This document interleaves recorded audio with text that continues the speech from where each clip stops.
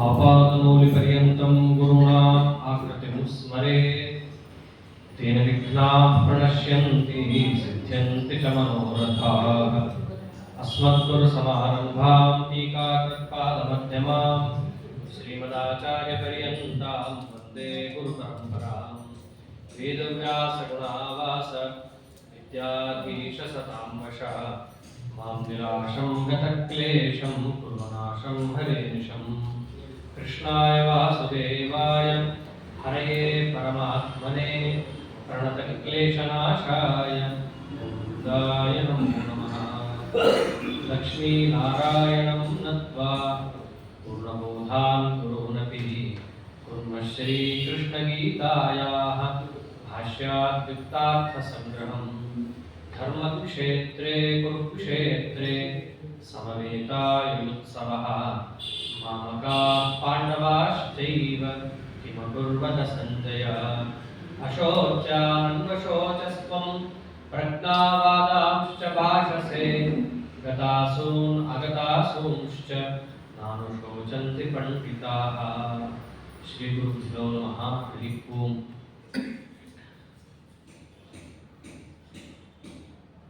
ಅರ್ಜುನರ ಕೃಪಾಪೂರ್ಣವಾದಂತಹ ಮಾತುಗಳನ್ನು ಆಲಿಸಿದಂತಹ ಕೃಷ್ಣ ಪರಮಾತ್ಮ ರಥದಲ್ಲಿ ಹಾಗೆ ಇದ್ದಾರೆ. ಮಾತುಗಳನ್ನು ಆಡಿ ಅರ್ಜುನ ಕೈಯಲ್ಲಿದ್ದ ಬಿಲ್ಲು ಬಾಣವನ್ನು ಕೂಡ ಜಾರಿಸಿ ರಥದ ಮಧ್ಯದಲ್ಲಿ ಹಾಗೆ ಕುಳಿತ. ಇದಿಷ್ಟನ್ನು ಕೂಡ ಸಂಜಯರು ಧೃತರಾಷ್ಟ್ರನಿಗೆ ತಿಳಿಸ್ತಾ ಇದ್ದಾರೆ. ಹೀಗೀಗ ಆಯ್ತು ಅಂತ ಹೇಳಿ ಧೃತರಾಷ್ಟ್ರ ಆವಾಗ ಮುಂದೇನಾಯ್ತು? ಅರ್ಜುನ ಕೂತ. ಅಂದ್ರೆ ಯುದ್ಧ ಮಾಡ್ತಿಲ್ವ ಅರ್ಜುನ? ಯಾಕೆಂದ್ರೆ ಇದು ಯಾವುದೂ ಕೂಡ ಧೃತರಾಷ್ಟ್ರನಿಗೆ ಗೊತ್ತಿಲ್ಲ. ಯದ್ಯಪಿ ಇವೆಲ್ಲ ನಡೆದು ಹೋದ ಘಟನೆ. ಮುಂದೇನಾಯ್ತು? ಅರ್ಜುನ ಕೂತ ಮೇಲೆ ಏನಾಯ್ತು? ಆ ಪ್ರಶ್ನೆಗೆ ಉತ್ತರ ಕೊಡೋದಕ್ಕೆ ಸಂಜಯನ ಮುಂದೆ ಹೇಳ್ತಾ ಇದ್ದಾರೆ. ಸಂಜಯ ಉವಾಚ ತಂ ತಥಾ ಕೃಪಯಾವಿಷ್ಟಂ ಅಶ್ರುಪೂರ್ಣಾಕುಲೆ ಕ್ಷಣಂ ವಿಷೀದಂತಮಿದಂ ವಾಕ್ಯಂ ಉವಾಚ ಮಧುಸೂದನಃ. ತಂ ತಥಾ ಕೃಪಯಾವಿಷ್ಟಂ, ಅವನು ಅರ್ಜುನ ತಥಾ ಕೃಪಯಾ ಆವಿಷ್ಟಂ, ಅಂತಹ ಕಾರುಣ್ಯದ ಆವೇಶವನ್ನು ಹೊಂದಿದಾಗ ಏನಾಯಿತು? ಅಶ್ರುಪೂರ್ಣ ಕುಲೆ ಕ್ಷಣಂ, ಕಣ್ಣಿನಲ್ಲಿ ನೀರು ತುಂಬಿ ಬಂದಿತು, ಕಣ್ಣಿನಲ್ಲಿ ಕಳವಳ ಮೂಡಿತು. ಈ ಸಂಜೆ ಹೇಳೋ ಮಾತು ಬಹಳ ಚೆನ್ನಾಗಿದೆ. ಅಂತಹ ಕಾರುಣ್ಯ, ಬರೀ ಕಾರುಣ್ಯದಿಂದ ತುಂಬಿತ್ತು ಅಂತ ಅರ್ಥ ಇಲ್ಲ. ಅಂತಹ ಕಾರುಣ್ಯ ಬಂತು, ಅದರಿಂದಾಗಿ ಕಣ್ಣಿನಲ್ಲಿ ನೀರು ಬಂತು, ಕಳವಳ ಕಣ್ಣಿ ತುಂಬ ಎದ್ದು ಕಾಣಿಸ್ತಾ ಇತ್ತು. ಅದರಿಂದ ಜಗತ್ತಿಗೆಲ್ಲ ಗೊತ್ತಾಗಬೇಕು ಏನಂತ, ವಿಷೀದಂತಮಿದಂ ವಾಕ್ಯಂ, ಅವನಿಗೆ ವಿಷಾದ ಮೂಡಿದೆ, ಮನೋದೌರ್ಬಲ್ಯ ಮೂಡಿದೆ, ದುಃಖ ಇಮ್ಮಡಿಸಿ ಬಂದಿದೆ. ಇವೆಲ್ಲ ಅರ್ಜುನನನ್ನು ನೋಡಿದ್ರೆ ಗೊತ್ತಾಗಬೇಕು. ಹೀಗೆ ಅರ್ಜುನ ಯಾವಾಗ ವಿಷಾದಗೊಂಡು ರಥದ ಮಧ್ಯದಲ್ಲಿ ಕೂತಿದ್ದಾನೋ ಆಗ ಇದಂ ವಾಕ್ಯಂ ಮಧುಸೂದನ ಉವಾಚ, ಅರ್ಜುನ ಹೀಗೆ ಕೈಕಟ್ಟಿ ತಲೆ ಬಗ್ಗಿಸಿ ಕೂತಾಗ ಮಧುಸೂದನ ಈ ಮಾತನ್ನು ಆಡಿದ. ಕೃಷ್ಣ ಆವಾಗ ಮಾತಾಡ್ತಾನೆ, ಶ್ರೀ ಭಗವಾನುವಾಚ ಕುತಸ್ತ್ವಾ ಕಶ್ಮಲಮಿದಂ ವಿಷಮೇ ಸಮುಪಸ್ಥಿತಂ ಅನಾರ್ಯ ದುಷ್ಟಂ ಅಸ್ವರ್ಗ್ಯಂ ಅಕೀರ್ತಿಕರಮರ್ಜುನ. ಅರ್ಜುನ ಹಾಗೆ ಕುಳಿತ ಕೂಡಲೇ ಅವನಿಗೆ ಉಪದೇಶ ಕೃಷ್ಣ ಮಾಡಲ್ಲ. ಸಾಮಾನ್ಯವಾಗಿ ಯಾರಾದರೂ ಕೂಡ ಉತ್ಸಾಹಹೀನರಾಗಿ ಮನೆಯಲ್ಲಿದ್ದಾಗ ಕೆಲಸ ಅವರು ಮಾಡುತ್ತಲೇ ಇರುವ ಸ್ವಭಾವ ಇದ್ದರೂ ಮಾಡಲ್ಲ. ಕೆಲವರು ಅವರಿಗೆ ನಾವು ಉತ್ಸಾಹ ತುಂಬುವ ಮಾತುಗಳನ್ನು ಆಡ್ತೀವಿ. ಹಾಗೆ ಅರ್ಜುನರು ಆ ರಥದ ಮಧ್ಯದಲ್ಲಿ ಕೂತಾಗ ಕೃಷ್ಣ ಪರಮಾತ್ಮ ಅವನಿಗೆ ಉತ್ಸಾಹ ತುಂಬುವ ಮಾತನ್ನು ಮೊದಲಾಡ್ತಾರೆ. ಅವರು ಆಡೋ ಶಬ್ದ ನೋಡಬೇಕು. ಕೃಷ್ಣ ಪರಮಾತ್ಮ ಕುತಸ್ತ್ವಾ ಕಶ್ಮಲಮಿದಂ, ಈ ಕೊಳೆ ಯಾಕೆ ಬಂದಿದೆ? ಕಾರುಣ್ಯ ಅಂತ ಅರ್ಜುನ ತಿಳ್ಕೊಂಡಿದ್ರೆ ಅದನ್ನ ಕೃಷ್ಣ ಅಂದಿದ್ದೇನು, ಇದು ಕಾರುಣ್ಯ ಅಲ್ಲ, ಇದು ಕಶ್ಮಲ. ಇದು ಆ ಶಬ್ದದಲ್ಲೇನೆ ಗೊತ್ತಾಗತ್ತೆ. ಈ ಕೊಳೆ ಯಾಕೆ ಬಂತು ಅರ್ಜುನ ನಿನ್ನ ತಲೆಯಲ್ಲಿ? ಆಡಬೇಕಾಗಿದ್ದ ಶಬ್ದ ಯಾವುದು? ಮೋಹ ಯಾಕೆ ಬಂತು? ಕಾರುಣ್ಯ ಯಾಕೆ ಬಂತು? ಯದ್ಯಪಿ ಹಿಂದೆ ಸಂಜಯ ಆ ಮಾತು ಆಡಿದ್ದಾನೆ, ತಮ್ ತಥಾ ಕೃಪಯಾವಿಷ್ಟಂ, ಅವನಿಗೆ ಕೃಪೆ ಮೂಡಿತ್ತು ಅಂತ. ಕೃಷ್ಣ ಅದನ್ನ ಕೃಪೆ ಅಂತ ಪರಿಗಣಿಸಿಲ್ಲ. ಕೃಷ್ಣ ಏನಂತ ಪರಿಗಣಿಸಿದ್ದು, ಇದು ಕೊಳೆ ನಿನಗೆ ಬಂದದ್ದು. ಆದ್ದರಿಂದ ಈ ಕೊಳೆ ಕುತಃ ಯಾತಕ್ಕಾಗಿ ಬಂತಿದ್ದು? ಈ ಕೊಳೆ ಬರಬಾರ್ದಾಗಿತ್ತು. ಯಾವ ಕಾರಣದಿಂದ ನಿನಗೆ ಈ ಕೊಳೆ ಬಂದಿದೆ? ಅಲ್ರಿ, ಎಂಥ ಪ್ರಶ್ನೆ ಇದು? ನಾವೆಲ್ಲರೂ ಸಾಮಾನ್ಯ ಮನುಷ್ಯರು. ತಪ್ಪು ಮಾಡೋದು ನಮ್ಮ ಸಹಜ ಧರ್ಮ. ತಪ್ಪು ಮಾಡ್ತಾನೆ ಇರ್ತೀವಿ. ಅದು ಕಾಯಿಕ ಆಗಿರ್ಬೋದು, ವಾಚನಿಕ ಆಗಿರ್ಬೋದು, ಮಾನಸಿಕ ಆಗಿರ್ಬೋದು. ನೀ ತಪ್ಪ್ಯಾಕೆ ಮಾಡಿದೆ ಅಂತ ಕೇಳಿದ್ರೆ ಕೆಲವೊಮ್ಮೆ ಆಗತ್ತಪ್ಪ. ಹಂಗೆ ಅರ್ಜುನಗೂ ಕೂಡ ಆ ರೀತಿಯಾಗಿ ಬಂದಿರಬಹುದಲ್ಲ. ಅದನ್ನ ಕೃಷ್ಣ ಯಾಕೆ ಅದನ್ನ ಜೋರು ಮಾಡಿ ಕೇಳಬೇಕಿತ್ತು? ಯಾಕೆ ಈ ಕೊಳೆ ಬಂತು ನಿನ್ನ ತಲೆಯಲ್ಲಿ? ಕಾರಣ ಕೊಡ್ತಾನೆ. ನಿನಗೆ ಈಗ ಬಂದಿದ್ದು ಕೊಳೆ ಅನ್ನೋದಕ್ಕಷ್ಟೇ ನಾನು ಬೈತಾ ಇಲ್ಲ. ವಿಷಮೇ ಸಮುಪಸ್ಥಿತಂ. ಕೆಲವರು ತಪ್ಪು ತಿಳುವಳಿಕೆಯಿಂದ ತಪ್ಪು ನಡೆಯುವುದು ಇದೆ. ಆದರೆ ಯಾವಾಗ ಅವೆಲ್ಲ ಕೆಲವು ಅವಕಾಶ ಇದೆ, ಒಂದು ಕಾಲಮಾನ ಅಂತ ಇರುತ್ತೆ. ಯಾವ ಕಾಲದಲ್ಲಿ ಪ್ರಶ್ನೆ ಬರಬೇಕೋ ಆ ಕಾಲದಲ್ಲಿ ಬರಬೇಕು. ಇದು ವಿಷಮ ಕಾಲ. ಅಂದ್ರೆ ಯಾವ ಕಾಲದಲ್ಲಿ ನಿನಗೆ ಈ ರೀತಿಯಾದ ಕಾರುಣ್ಯ ಬರಬಾರದೋ ಆ ಕಾಲದಲ್ಲಿ ಬಂದಿದೆ. ಯಾಕೆ ಈ ಮಾತಂತಾನೆ ಕೃಷ್ಣ? ಮುಂದೆ ಇದೇ ಪ್ರಶ್ನೆಯನ್ನ ಧರ್ಮರಾಜ ಮಾಡ್ತಾನೆ. ಸಿಂಹಾಸನದಲ್ಲಿ ಕೂತ ಮೇಲೆ ಮಾಡ್ತಾನೆ. ನಾನು ಬಂಧುಗಳನ್ನ ಕೊಂದದ್ದು ತಪ್ಪಾಯ್ತು, ನಾನು ಈ ರೀತಿಯಾಗಿ ನಡ್ಕೋಬಾರ್ದಿತ್ತು, ಏನೋ ಆ ಕಾಲದಲ್ಲಿ ಮಾಡಿಬಿಟ್ಟೆ, ಮಹಾ ಪಾಪವನ್ನೇ ನಾ ಮಾಡಿದ್ದೀನಿ. ಬಂಧು ಬಾಂಧವರು, ಗುರು ಹಿರಿಯರು ಅವರೆಲ್ಲರನ್ನು ಕೊಂದು ಅವರ ರಕ್ತದಿಂದ ತೊಯ್ದ ಭೂಮಿಯಲ್ಲಿ ನಾನು ಸಿಂಹಾಸನ ಹಾಕೊಂಡು ಏನು ರಾಜ್ಯಭಾರ ಮಾಡಲಿ ಕೃಷ್ಣ? ನಾನು ತಪ್ಪು ಮಾಡಿದ್ದೀನಿ. ಭೂತಕಾಲದಲ್ಲಿ ಧರ್ಮರಾಜನ ಮಾತು ಬಂತು. ಆದರೆ ಅರ್ಜುನ ಈಗ ಆಡ್ತಾ ಇರೋ ಮಾತು ಭವಿಷ್ಯತ್ ಕಾಲದ್ದು. ಇನ್ನ ಅದು ಯಾವುದು ನಡೆದಿಲ್ಲ, ನಡೆಯುತ್ತೆ ಅಂತ ಅಂದ್ಕೊಂಡು ಅರ್ಜುನ ಮಾತಾಡ್ತಾ ಇದ್ದಾನೆ. ನಿಮ್ಮ ಅಣ್ಣ ಮಾಡೋದಕ್ಕೆ ಒಂದು ಅರ್ಥ ಇದೆ. ಅವಾಗ ಅವನು ಏನು ಪ್ರಶ್ನೆ ಮಾಡಿದ್ರು ಮಾಡದೇ ಇದ್ರು ನಡೆದು ಆಗೋಗಿದೆ. ಅವ್ರಿಗೆ ಸಮಾಧಾನ ಮಾಡೋದಕ್ಕೆ ತೊಂದರೆ ಇಲ್ಲ. ಅದು ವಿಷಮ ಕಾಲ ಅಲ್ಲ, ಇದು ವಿಷಮ ಕಾಲ. ಪ್ರಶ್ನೆ ಅಥವಾ ಮನೋ ದೌರ್ಬಲ್ಯ, ಅದಕ್ಕೆ ಕಾರಣವಾದ ನೀನು ಅಂದುಕೊಂಡಂತಹ ಸೋಕಾಲ್ಡ್ ಕಾರುಣ್ಯ, ಇದ್ಯಾವುದು ಈ ಕಾಲದಲ್ಲಿ ಬರಬಾರದಿತ್ತು. ಅದಕ್ಕೆ ಕೃಷ್ಣ ಅಂದ ವಿಷಮೇ ಸಮುಪಸ್ಥಿತ. ಈ ವಿಷಮ ಕಾಲದಲ್ಲಿ ನಿನಗೆ ಇಂಥ ಕೊಳೆ ಯಾಕೆ ಬಂತು? ಸಮಕಾಲದಲ್ಲಿ ಬಂದಿದ್ರೆ ಬೇರೆ, ನಾನೇ ಖುಷಿಯಾಗಿ ಕೂಡಿಸ್ಕೊಂಡು ನಿನಗೆ ಹೇಳ್ತಾ ಇದ್ದೆ. ಆದ್ರೆ ನಿನಗೆ ಇದು ಬಂದಿದ್ದು ವಿಷಮ ಕಾಲದಲ್ಲಿ. ಕೃಷ್ಣ, ನನಗೆ ಬಂದಿರೋದು ಕಾರುಣ್ಯ, ಕೊಳೆ ಅಲ್ಲ. ಎಷ್ಟು ಜನರು ಸಾಯ್ತಾರೆ, ಎಷ್ಟು ವಂಶ ಹಾಳಾಗುತ್ತೆ, ಧರ್ಮಗ್ಲಾನಿ ಆಗುತ್ತೆ, ಧರ್ಮ ಮೆರೆದಾಡುತ್ತೆ. ನಾನು ಅದಕ್ಕೆ ಕಾರುಣ್ಯ ತೋರಿಸ್ತಾ ಇದ್ದೀನಿ. ನಾನು ತೋರಿಸೋ ಕಾರುಣ್ಯವನ್ನು ನೀನು ಒಂದೇ ವಾಕ್ಯದಲ್ಲಿ ಕೊಳೆ ಅಂತ ಹೇಳಿದ್ದೀನಿ. ಕಶ್ಮಲ ಅಂದ್ರೆ ಕೊಳೆ. ಅದಕ್ಕೆ ಕೃಷ್ಣ ಅಂದ ಅನಾರ್ಯ ದುಷ್ಟಂ, ಮೊದಲನೇ ಶಬ್ದ ಆಡಿದ್ದು ನೋಡು. ಕಾರುಣ್ಯ ಅಂತ ಯಾವಾಗ ಕರಿಬೇಕು ಗೊತ್ತೇನು? ದೊಡ್ಡವರು ಆ ರೀತಿಯಾಗಿ ತೋರಿಸಿ ನಡೆದಿದ್ದರೆ ಅದು ಕಾರುಣ್ಯ. ಆರ್ಯರು ಅಂತಂದ್ರೆ ಜ್ಞಾನಿಗಳು. ಮಣಿಮಂಜರಿಯಲ್ಲಿ ಮೊದಲೇ ಬರುತ್ತೆ, ಶ್ರೀಮದ್ ಆನಂದ ತೀರ್ಥಾರ್ಯ ವಲ್ಲಭಂ ಅಂತ ಬರುತ್ತೆ. ಆನಂದ ತೀರ್ಥ ಆರ್ಯ. ಆರ್ಯ ಅಂತಂದ್ರೆ ಗತವು ಜ್ಞಾನಿ, ತತ್ವಜ್ಞಾನಿಗಳು. ಎಂತಹ ಜ್ಞಾನ? ಸುಮ್ಮನೆ ಅಲ್ಲಿ ಇಲ್ಲಿ ಓದ ಬಂದ ಜ್ಞಾನ ಅಲ್ಲ, ಅಪರೋಕ್ಷ ಜ್ಞಾನ. ಅಪರೋಕ್ಷ ಜ್ಞಾನವನ್ನು ಹೊಂದಿದವರಿಗೆ ಆರ್ಯರು ಅಂತ ಕರೀತಾರೆ. ಅಂತಹ ಆರ್ಯರು, ತತ್ವಜ್ಞಾನಿಗಳು, ಅಪರೋಕ್ಷ ಜ್ಞಾನಿಗಳು ಯಾವುದನ್ನ ಸೇವಿಸಿದ್ದಾರೋ ಅದು ಆರ್ಯರಿಂದ ಜುಷ್ಟ, ಹಿಡಿಯಲ್ಪಟ್ಟಿದ್ದು ಅಂತಾಗತ್ತೆ. ಅದು ಸರಿ. ಒಂದು ವೇಳೆ ತತ್ವಜ್ಞಾನಿಗಳು ಯಾವುದನ್ನ ಹಿಡಿದಿಲ್ಲ, ಅದೇನಂತ ಕರೆಸ್ಕೊಳ್ಳುತ್ತೆ? ಅನಾರ್ಯ ದುಷ್ಟ. ದೊಡ್ಡವರಿಂದ ಅಪರೋಕ್ಷ ಜ್ಞಾನಿಗಳಿಂದ ಸೇವಿಸಲ್ಪಟ್ಟಿಲ್ಲ. ನಿನ್ನಂತಹ ಕಾರುಣ್ಯ ಅಥವಾ ಇಂತಹ ವಿಷಮ ಕಾಲದಲ್ಲಿ ತೋರುವ ದಯೆ ಯಾವ ಸಜ್ಜನರು ಕೂಡ ಮಾಡಿಲ್ಲ. ಅದಕ್ಕೋಸ್ಕರ ನೀನು ತೋರುವ ಕಾರುಣ್ಯ ಅದು ಕಾರುಣ್ಯ ಅಲ್ಲ, ಅದು ಕಶ್ಮಲ. ಇದೆಲ್ಲ ನಮ್ಮ ಪಾಠ. ನಾವು ಮಾಡೋ ಕೆಲಸ ಸಂಪ್ರದಾಯ ಸಿದ್ಧವಾದರೆ ಅದಕ್ಕೆ ಮಾನ್ಯತೆ. ಇದನ್ನು ತೋರಿಸ್ತಾನೆ ಕೃಷ್ಣ. ಒಂದು ವೇಳೆ ನಾವು ಮಾಡೋ ಕೆಲಸ ಮೇಲ್ನೋಟಕ್ಕೆ ನಮಗದು ಖುಷಿಯಾಗಿ ಕಾಣಿಸಬಹುದು, ಸರಿ ಅಂತ ಅನಿಸಬಹುದು. ಈಗ ಅರ್ಜುನಂಗೂ ಅದೇ ಅನಿಸಿದ್ದು. ನಾನೀಗ ತೋರಿಸ್ತಾ ಇರೋ ಕಾರಣ ಸರಿ, ಅದಕ್ಕೋಸ್ಕರ ನಾನು ಯುದ್ಧ ಬಿಡೋದು ಕೂಡ ಸರಿ ಅಂತ ಹಿಂದೆ ವಾದ ಮಾಡಿ ನಿಲ್ಲಿಸಿದ್ದ ಅವನು. ಅದ್ರ ಕೃಷ್ಣ ಅಂದ, ನೀನು ಮಾಡಿದ ಸರಿ ಯಾವಾಗ ಆಗುತ್ತೆ ಗೊತ್ತೇನೋ? ಆರ್ಯರು ಅದನ್ನು ಒಪ್ಪಿರಬೇಕು, ತತ್ವಜ್ಞಾನಿಗಳು ಅದನ್ನು ಒಪ್ಪಿರಬೇಕು, ಅಂದ್ರೆ ಮಾತ್ರ ಅದು ಸರಿಯಾಗತ್ತೆ. ಇಲ್ಲದಿದ್ದರೆ ನಿನಗೆ ತೋಚಿದ್ದನ್ನು ನೀ ಮಾಡ್ತಾ ಹೋದ್ರೆ ಅದು ಸರಿಯಲ್ಲ. ಮತ್ತೇನಂತ ಕರೆಸ್ಕೊಳ್ಳುತ್ತೆ? ಅದು ಕಶ್ಮಲ ಅಂತ ಕರೆಸ್ಕೊಳ್ಳುತ್ತೆ. ಯಾಕೆ ನಾವು ಸಂಪ್ರದಾಯ ಪಾಲಿಸಬೇಕು ಅಂತ ಅರ್ಥ ಆಗುತ್ತೆ. ಇವಾಗ ನಮ್ಮ ಸಂಪ್ರದಾಯದಲ್ಲಿ ಬಂದದ್ದನ್ನ ನಾವು ಪಾಲಿಸಿಕೊಂಡು ಹೋಗಬೇಕಾಗತ್ತೆ. ಅನೇಕ ಮಹಾನುಭಾವರು, ಜ್ಞಾನಿಗಳು ಆ ಕಾಲದಲ್ಲಿ ಪರಮಾತ್ಮ ಅವರೊಳಗೆ ನಿಂತು ಅವರಿಗೆ ಸೂಚನೆ ಕೊಟ್ಟು ಇಂತಿಂತ ಸಂಪ್ರದಾಯಕ್ಕೆ ಪ್ರವರ್ತಕರಾಗಲಿ ಅಂತ ಹೇಳಿ ಕಳಿಸಿದ್ದಾರೆ. ಅದರಂತೆ ನಿನ್ನೆ ಆರಾಧನೆಯಲ್ಲಿ ಬಂದ ಮಹಾನುಭಾವರು ಕಂಬಾಲೆ ರಾಮಚಂದ್ರ ತೀರ್ಥರಾಗಿರಬಹುದು. ಅವರು ಏನು ಸಾಮಾನ್ಯರಲ್ಲ. ತಮಿಳುನಾಡಲ್ಲಿ ಹೋದ್ರೆ ಎಲ್ಲರೂ ಅವರ ಶಿಷ್ಯರೇ. ಸಾವಿರಾರು ಜನರನ್ನ ವೈಷ್ಣವ ಮಾರ್ಗಕ್ಕೆ ಹಿಡಿಸಿ ಅವರಿಗೆ ಉದ್ಧಾರ ಮಾರ್ಗವನ್ನು ತೋರಿಸಿದ ಮಹಾನುಭಾವರು. ಶ್ರೀಮನ್ ನ್ಯಾಯಸುಧೆ ಉತ್ಕೃಷ್ಟವಾದ ಟಿಪ್ಪಣಿಯನ್ನು ಬರೆದವರು ನ್ಯಾಯಸುಧಾಗೆ.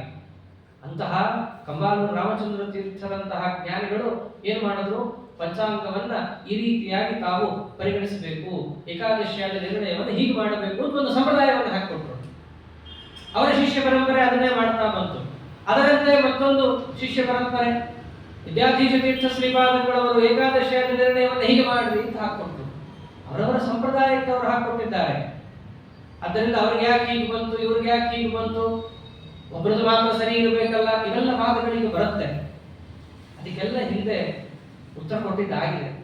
ಹೇಗೆ ಗೌರಿ ಪೂಜೆ, ಗೌರಿಯನ್ನೋಡು ಯಾವ ಕಕ್ಷೆಯಲ್ಲಿ ಬರ್ತಾಳೆ ಅಂತ ತಿಳಿದು ಎಲ್ಲರಿಗೂ ಉಪಾಸ್ಯಳೆ ಆಗಿದ್ದರೂ ಕೂಡ ಒಬ್ಬರೊಬ್ಬರ ಮನೆಯಲ್ಲಿ ಆ ಪೂಜೆ ಬಂದಿರುತ್ತೆ, ಒಬ್ಬರೊಬ್ಬರ ಮನೆಯಲ್ಲಿ ಅದು ಬಂದಿರಲ್ಲಪ್ಪ. ಅದೇ ರೀತಿ ಗೌರಿ ಪೂಜೆ ನೀವು ಮಾಡಲ್ವಾ ಅನ್ನೋ ಪ್ರಶ್ನೆ ಕೇಳಿದ್ರೆ ಉತ್ತರ ಕೊಡ್ತೀವಿ. ಗೌರಿಯನ್ನ ನಾವು ಪೂಜೆ ಮಾಡ್ತೀವಿ, ನಾವು ಆ ಕ್ರಮದಲ್ಲಿ ಮಾಡಿಕೊಂಡು ಬರುವಂತಹ ಸಂಪ್ರದಾಯವನ್ನು ನಾವು ಹೊಂದಿಲ್ಲ ಅಂದರೆ ಅದು ಹೇಗೆ ಬಾಧಕ ಅಲ್ಲವೋ ಹಾಗೆ ನಮಗೆ ಈ ಗುರು ಪರಂಪರೆಯಲ್ಲಿ ನಮ್ಮ ಗುರುಗಳು ಹೀಗೆ ಮಾಡ್ರಿ ಅಂತ ಹೇಳಿದ್ದಾರೆ. ಅವರ ಅಂಚಿತ ಗುರುಗಳಲ್ಲ, ಆರ್ಯರು, ತತ್ವಜ್ಞಾನಿಗಳು, ಅಪರೋಕ್ಷ ಜ್ಞಾನಿಗಳು. ಅವರು ನಮಗೆ ಈ ರೀತಿ ಮಾಡ್ಕೊಂಡು ಬಂದ್ರಿ ಅಂತ ಸೂಚನೆ ಕೊಟ್ಟಿದ್ದಾರೆ. ನಾವು ಮಾಡ್ಕೊಂಡು ಬರ್ತಾ ಇದ್ದೀವಿ. ನಿಮಗಂತಹ ಗುರುಗಳು ಈ ರೀತಿಯಾಗಿ ಮಾಡ್ರಿ ಅಂತ ಸೂಚನೆ ಮಾಡಿದ್ದಾರೆ, ಹಾಗೆ ಮಾಡುತ್ತಿದ್ದೀರಿ. ಆದ್ದರಿಂದ ಒಬ್ಬರು ಅಪರೋಕ್ಷ ಜ್ಞಾನಿಗಳು ಯಾವ ರೀತಿಯಾಗಿ ನಡ್ಕೊಂಡು ಬಂದ್ರಿ ಅಂತ ಸೂಚನೆ ಮಾಡಿರ್ತಾರೋ ಆ ಕ್ರಮದಲ್ಲಿ ಹೋದರೆ ಅದು ಸತ್ಕರ್ಮ. ಇಲ್ಲದಿದ್ದರೆ ಕುತಸ್ತ್ವಾ ಕಶ್ಮಲವಿದಂ, ಅದು ಎಷ್ಟೇ ಚೆನ್ನಾಗಿ ಈಗಿನ ಕಾಲದವರಿಗೆ ಕಂಡರೂ ಅದನ್ನು ಏನಂತ ಕೃಷ್ಣ ಕರೆದಿದ್ದಾರೆ? ಅದು ಕೊಳೆ. ದೊಡ್ಡವರು ಮಾಡ್ಕೊಂಡು ಬಂದಿದ್ದಾರ. ಇದನ್ನ ನಮ್ಮ ಮನಸ್ಸಿನಲ್ಲಿ ಇಟ್ಕೊಂಡಿರ್ಬೇಕು. ಯಾವುದೇ ಕೆಲಸ ಮಾಡಬೇಕಂದ್ರು ಭಗವಂತನಿಗೆ ಪ್ರಿಯವಾದ ಕೆಲಸ ಅಂತ ಇತ್ತೀಚಿನವರು ಯಾವುದೇ ಹೇಳಿದ್ರು ಕೂಡ ಹಿಂದಿನವ್ರು ಯಾರು ಮಾಡಿದ್ದಾರ ಈ ಕೆಲಸವನ್ನ? ಈ ಪಾರಾಯಣ ಮಾಡ್ರಿ, ಈ ಪುಣ್ಯಕಥೆಯನ್ನು ನೀವು ಮಾಡ್ರಿ, ಅಥವಾ ಇದನ್ನು ಶ್ರವಣ ಮಾಡ್ರಿ, ಎಲ್ಲಾ ಸ್ತ್ರೀಯರು ಕೂಡ ಈಗ ವೇದಾಧ್ಯಯನ ಮಾಡಬಹುದು ಅಂತ ಹೊರಟಿದೆ. ಅನೇಕ ಹೊರಟಿದೆ. ಇವಾಗ ವಿಚಾರ ಮಾಡಿ ನಾವು ನೋಡಿದಾಗ ಯಾಕೆ ಹಿಂದಿನವರಿಗೆ ವೇದ ಸಿಗ್ಲಿಲ್ವಾ? ಅವರಿಗೆ ಸಿಗದೇ ಇರುವಂತಹ ಅಂಶಗಳು ಈಗೇನಾದ್ರೂ ಸಿಕ್ಕಿದ್ದಾವ? ಅಥವಾ ಹಾಗೇನು ವೇದಗಳು ಯಾರಿಗೂ ಗೊತ್ತಿರಲಿಲ್ವಾ? ಈಗಿನಕ್ಕಿಂತ ಹೆಚ್ಚಾಗಿನವ್ರಿಗೆ ಗೊತ್ತದ್ದು. ಆದ್ರೆ ಈಗಿನವರೆಲ್ಲ ಏನ್ ಮಾಡ್ತಿದ್ದಾರೆ? ಹಿಂದಿನವ್ರಿಗೆ ಉಪಲಬ್ಧ ಇರಲಿಲ್ಲ, ನಮಗೆ ಸಿಕ್ಕಿದೆ, ನಾವು ಮಾಡೋದು ಸರಿ. ನಾನಾ ಕುಯುಕ್ತಿಗಳನ್ನೆಲ್ಲ ಬಳಸಿಕೊಂಡು ಅವರು ಹಿಂದಿನ ಪಾರಂಪರಿಕವಾಗಿ ಬಂದಂತಹ ಅಂಶಗಳನ್ನೆಲ್ಲವನ್ನು ಕೂಡ ಬದಿಗೊತ್ತಿ ತಮಗೆ ಮನಸ್ಸಿಗೆ ಬೇಕಾದದ್ದನ್ನ ಮಾಡಿ ಅದರ ಜೊತೆಗೆ ಮಾಡಿದ್ದು ಸರಿ ಅಂತ ಸಮರ್ಥನೆ ಮಾಡೋದು. ಅದೆಲ್ಲ ಏನಂತ ಕರೆಸ್ಕೊಳ್ಳುತ್ತೆ? ಕಶ್ಮಲ. ಅದೆಲ್ಲವೂ ಕೂಡ ಕಶ್ಮಲ ಅಂತ ಕರೆಸ್ಕೊಳ್ಳುತ್ತೆ.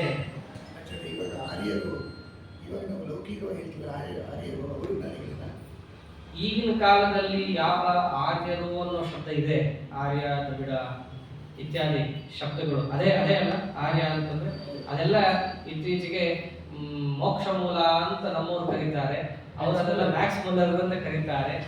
ಆ ಕಾಲದಲ್ಲಿ ತಮ್ಮ ಒಂದು ಸಿದ್ಧಾಂತವನ್ನ ಜಗತ್ತಿನಲ್ಲಿ ಪಸರಿಸುವುದಕ್ಕೋಸ್ಕರ ಅಥವಾ ಅವರಿಗೆ ಆಡಳಿತಕ್ಕೆ ಅನುಕೂಲವಾಗಲಿ ಅನ್ನೋದಕ್ಕೋಸ್ಕರವಾಗಿ ಹೇಳಿದ್ದು.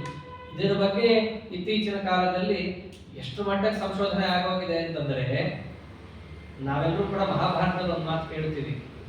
ಏನಂತ? ಈ ಯಯಾತಿಯ ಮಕ್ಕಳು 5 ಜನ, ಗುರುರಾಜನಿಗೆ ರಾಜ್ಯ ಬಂತು, ಉಳಿದ 4 ಜನರಿಗೆ 4 ದಿಕ್ಕಿನಲ್ಲಿ ಕೊಟ್ಟು ನೀವು ಅಲ್ಲಿ ಸಾಮಂತರಂತೆ ಇರಬೇಕು, ಗುರುರಾಜನನ್ನ ಚಕ್ರವರ್ತಿಯಾಗಿ ಹೋಗಬೇಕು ಅಂತ ಹೇಳಿದಾಗ ಅವರ ರಾಜ್ಯದಲ್ಲಿದ್ದ ಕೆಲವರು, ಅವರ ಸಂತಾನ ಅಂತಲೇ ಕರೆಯಬಹುದಾದವರೆಲ್ಲರೂ ಕೂಡ ನಾನಾ ವಿದೇಶಗಳಿಗೆ ಹೋಗಿ ಅಲ್ಲಿ ಸಾಮ್ರಾಜ್ಯವನ್ನು ಕಟ್ತಾರೆ ಅಂತ ಬಂದಿದೆ. ಅಂದ್ರೆ ಎಲ್ಲ ಭಾರತದಿಂದ ಹೋದವರೇ ವಿಶ್ವದಲ್ಲಿ ನೆಲೆಸಿ ಇದ್ದವರು ಅಂತ ನಮಗೆ ಮಹಾಭಾರತದಲ್ಲಿ ಸಿಗುತ್ತಲ್ಲ. ಇದನ್ನೆಲ್ಲ DNA ಅನಾಲಿಸಿಸ್ ಇತ್ತೀಚೆಗೆ ದೊಡ್ಡ ದೊಡ್ಡ ಸಂಶೋಧನೆಯಲ್ಲಿ ಮಾಡಿದವರೆಲ್ಲ ಹೇಳ್ತಾರೆ. ಆಫ್ರಿಕಾದಿಂದ ಇಲ್ಲಿ ಬಂದ್ರು, ಇಲ್ಲಿಂದ ಅಲ್ಲಿಗೆ ಹೋದ್ರು ಅಂತೆಲ್ಲ ಯೋಚನೆ ಮಾಡಿ ನೋಡಿದಾಗ ಎಲ್ಲ ಕಡೆಯಲ್ಲೂ ಕಾಣೋದು ಯಾವುದು ಅಂತ ಆರ್ವನ್ನೋ ಏನೋ ಹೇಳ್ತಾರೆ, DNA ಒಂದು ಹೆಸರಿಡ್ತಾರೆ. ಅದು ಭಾರತ ದೇಶದಿಂದ ಎಲ್ಲಾ ಕಡೆ ಹೋಗಿದೆ ಅಂತ ಇತ್ತೀಚಿನವ್ರು ಹೇಳ್ತಾರೆ. ಇನ್ನೊಂದಾಯ್ತಾ, ಇನ್ನು ಆರ್ಯರು ಬಂದ್ರು ಅಂತ ಅಂತಾರಲ್ಲ, ಅವ್ರ ಆರ್ಯರು ಅಂತ ಯಾಕೆ ಹೆಸರಿಟ್ರು? ಮೊದಲನೇದು ಆರ್ಯರು ಅಂತ ಹೆಸರಿಡಲಿಕ್ಕೆ ಅವರೊಂದು ಏನೋ ವಿಚಿತ್ರ ಕಾರಣಗಳನ್ನು ಕೊಡ್ತಾರೆ. ಅವರು ನೆನ್ನೆ ಮೊನ್ನೆ ಬಂದ ಶಬ್ದಗಳು ಅಂತ ಅನ್ಕೊಂಡಿದ್ದಾರೆ ಅದನ್ನು. ಅದು ಸೆಂಟ್ರಲ್ ಏಷ್ಯಾದಕ್ಕೆ ಆ ಜನಾಂಗಕ್ಕೆ ಸೇರಿದ ಹೆಸರು ಅಂತ ಅವರ ಭಾವನೆ. ಅದಕ್ಕೋಸ್ಕರ ನಾನು ಏನ್ ಹೇಳಿದ್ದು, ಮಣಿಮಂಜರಿಯ ಕೋಟ್ ಮಾಡಿ ನಾನು ಹೇಳಿದ್ದು ಅದಕ್ಕೆ. ಆನಂದ ತೀರ್ಥಾರ್ಯ ವಲ್ಲಭಂ ಅನ್ನೋಲ್ಲಿ ತಿಳಿಸ್ಬೇಕಾದ್ರೆ ಆರ್ಯ ಅನ್ನೋ ಶಬ್ದ ಬಂದದ್ದು ಯಾವ ದೃಷ್ಟಿಯಿಂದ? ಆರ್ಯ ಅಂತಂದ್ರೆ ಇಷ್ಟೇ ಅರ್ಥ, ಗತವು ಅಂತ ಧಾತು. ಗತಿ ಅಂತಂದ್ರೆ ಜ್ಞಾನ. ಯಾರು ಜ್ಞಾನವನ್ನ ಉತ್ಕೃಷ್ಟ ಮಟ್ಟದಲ್ಲಿ ಪಡೆದಿರ್ತಾನೋ ಆರ್ಯ ಅಂದ್ರೆ ತತ್ವಜ್ಞಾನ ಉಳ್ಳವನು ಅಂತ ಅಷ್ಟೇ ಅದಕ್ಕೆ ಅರ್ಥ. ಆದ್ದರಿಂದ ಈ ಆರ್ಯ ಅನ್ನುವ ಶಬ್ದವನ್ನು ಎಲ್ಲೆಲ್ಲಿ ಬಳಸ್ತಾರೆ?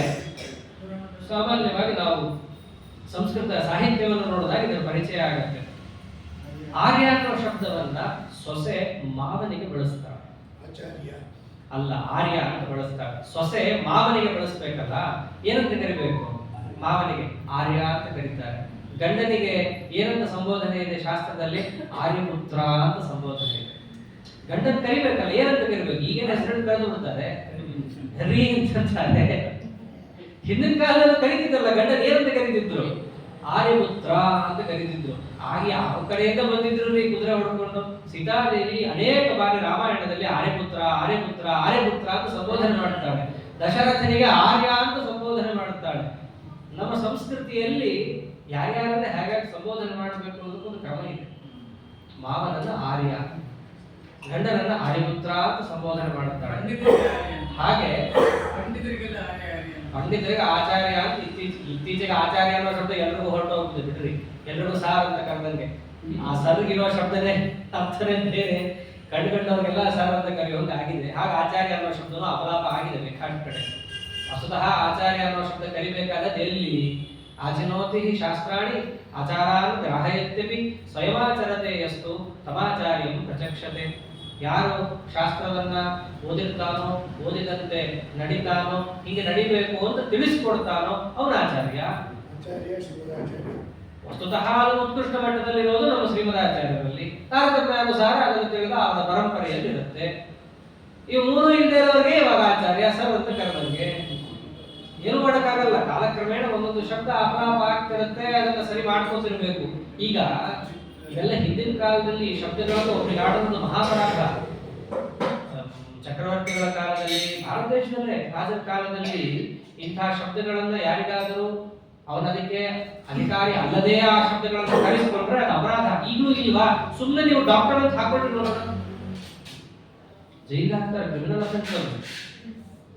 ಸುಮ್ಮನೆ ನಾವು ಡಾಕ್ಟರ್ ಅಂತ ಹಾಕೊಳ್ಳೋಂಗಿಲ್ಲ. ನಮಗೆ ಎಂಥ ಆಯುರ್ವೇದ ಪಾಂಡಿತ್ಯ ಇರಲಿ, ಅಲೋಪತಿ ಪಾಂಡಿತ್ಯ ಇರಲಿ, ಸರ್ಜನ್ ಪರಾಕಾಷ್ಠನೇ ಆಗಿರಲಿ, ಅವನೇನಾದ್ರೂ ಮೆಡಿಕಲ್ ಕಾಲೇಜಲ್ಲಿ ಪಾಸ್ ಮಾಡಿ ಆ ಸರ್ಟಿಫಿಕೇಟ್ ತಂದ್ರೇನೆ ಅವನು ಡಾಕ್ಟರ್. ನೀನು ಎಂಥ ಬುದ್ಧಿವಂತನೇ ಆಗೋ, ಅದಕ್ಕೇನು ಮಾನ್ಯತೆ ಇಲ್ಲ. ಹಾಗೆ ಅಂದ್ರೆ ನೀವು ಸರ್ಟಿಫಿಕೇಟ್ ಪಡೆದು ಬುದ್ಧಿವಂತ ಆದ್ರೆ ಅದು ಮಾನ್ಯತೆ, ಅದು ಬೇರೆ ವಿಷಯ. ಆ ಶಬ್ದದಿಂದ ನೀವು ಕಲಿಸ್ಕೊಳ್ಬೇಕು ಅಂತಂದ್ರೆ ಆ ಕ್ರಮದಲ್ಲಿ ನೀವು ಬಂದಿರಬೇಕು. ಹಾಗೆ ಆ ಅನೇಕ ಶಬ್ದಗಳು ಅನೇಕ ಕಡೆ ಅಪಲಾಪ ಆಗಿ ಹೋಗ್ಬಿಟ್ಟಿವೆ.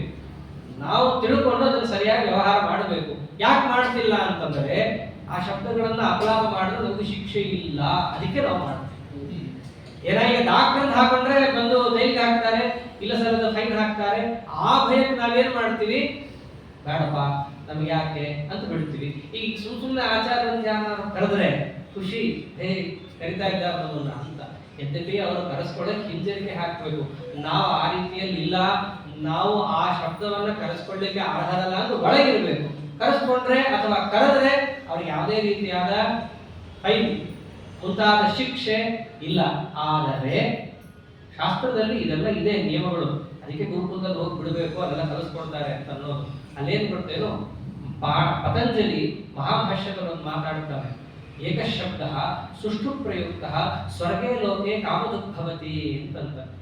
ಜನ್ಮದಲ್ಲಿ ಒಂದು ಶಬ್ದವನ್ನ ನಾವು ಸರಿಯಾಗಿ ಎಲ್ಲಿ ಪ್ರಯೋಗ ಮಾಡಬೇಕೋ ಅಲ್ಲಿ ಪ್ರಯೋಗ ಮಾಡಿದರೆ, ಪ್ರಯೋಗ ಮಾಡುವ ರೀತಿಯಲ್ಲಿ ಪ್ರಯೋಗ ಮಾಡಿದರೆ ನಮಗೆ ಅಪಾರ ಪುಣ್ಯ ಇದೆ, ಸ್ವರ್ಗ ಲೋಕದಲ್ಲಿ ನಮಗೆ ಒಳ್ಳೆ ಸ್ಥಾನಮಾನ ಸಿಗುತ್ತೆ ಅಂತ ಹೇಳ್ತಾರೆ. ಅದೇ ಒಂದು ವೇಳೆ ಮಾಡಲಿಲ್ಲ ಅಂದ್ರೆ ನೀವೇ ಅರ್ಥ ಮಾಡ್ಕೊಂಡು ಪಾಪ ಬರುತ್ತೆ ಅಂತ ಅಷ್ಟೇ. ಶಬ್ದವನ್ನ ಎಲ್ಲಿ ಹೇಗೆ ಬಳಸಬೇಕೋ ಹಾಗೆ ಬಳಸಬೇಕು. ಕಾರಣ ಎಲ್ಲ ಶಬ್ದಗಳಲ್ಲೂ ಕೂಡ ಸ್ವಾತಂತ್ರ್ಯನ ಅರ್ಥಬೋಧಕತ್ವ ಇರಲ್ಲ. ಒಂದು ಶಬ್ದ ನಿಮಗೆ ಅರ್ಥ ತಿಳಿಸ್ಕೊಡ್ತಾ ಇದೆ ಅಂದ್ರೆ ಅದಕ್ಕೆ ಸ್ವಾತಂತ್ರ್ಯ ಇಲ್ಲ.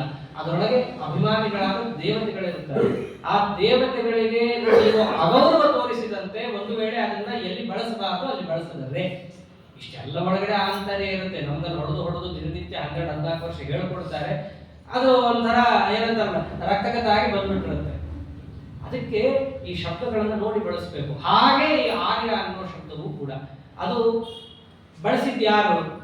ಇದೇನಾದ್ರೂ ಮುಂಚೆ ಇತ್ತ ಇವೆಲ್ಲ ವಿಚಿತ್ರ ಥಿಯರಿ ಅಂತ ಕರೆಸ್ಕೊಳ್ಳುವಂತಹದ್ದು ಇಲ್ಲ.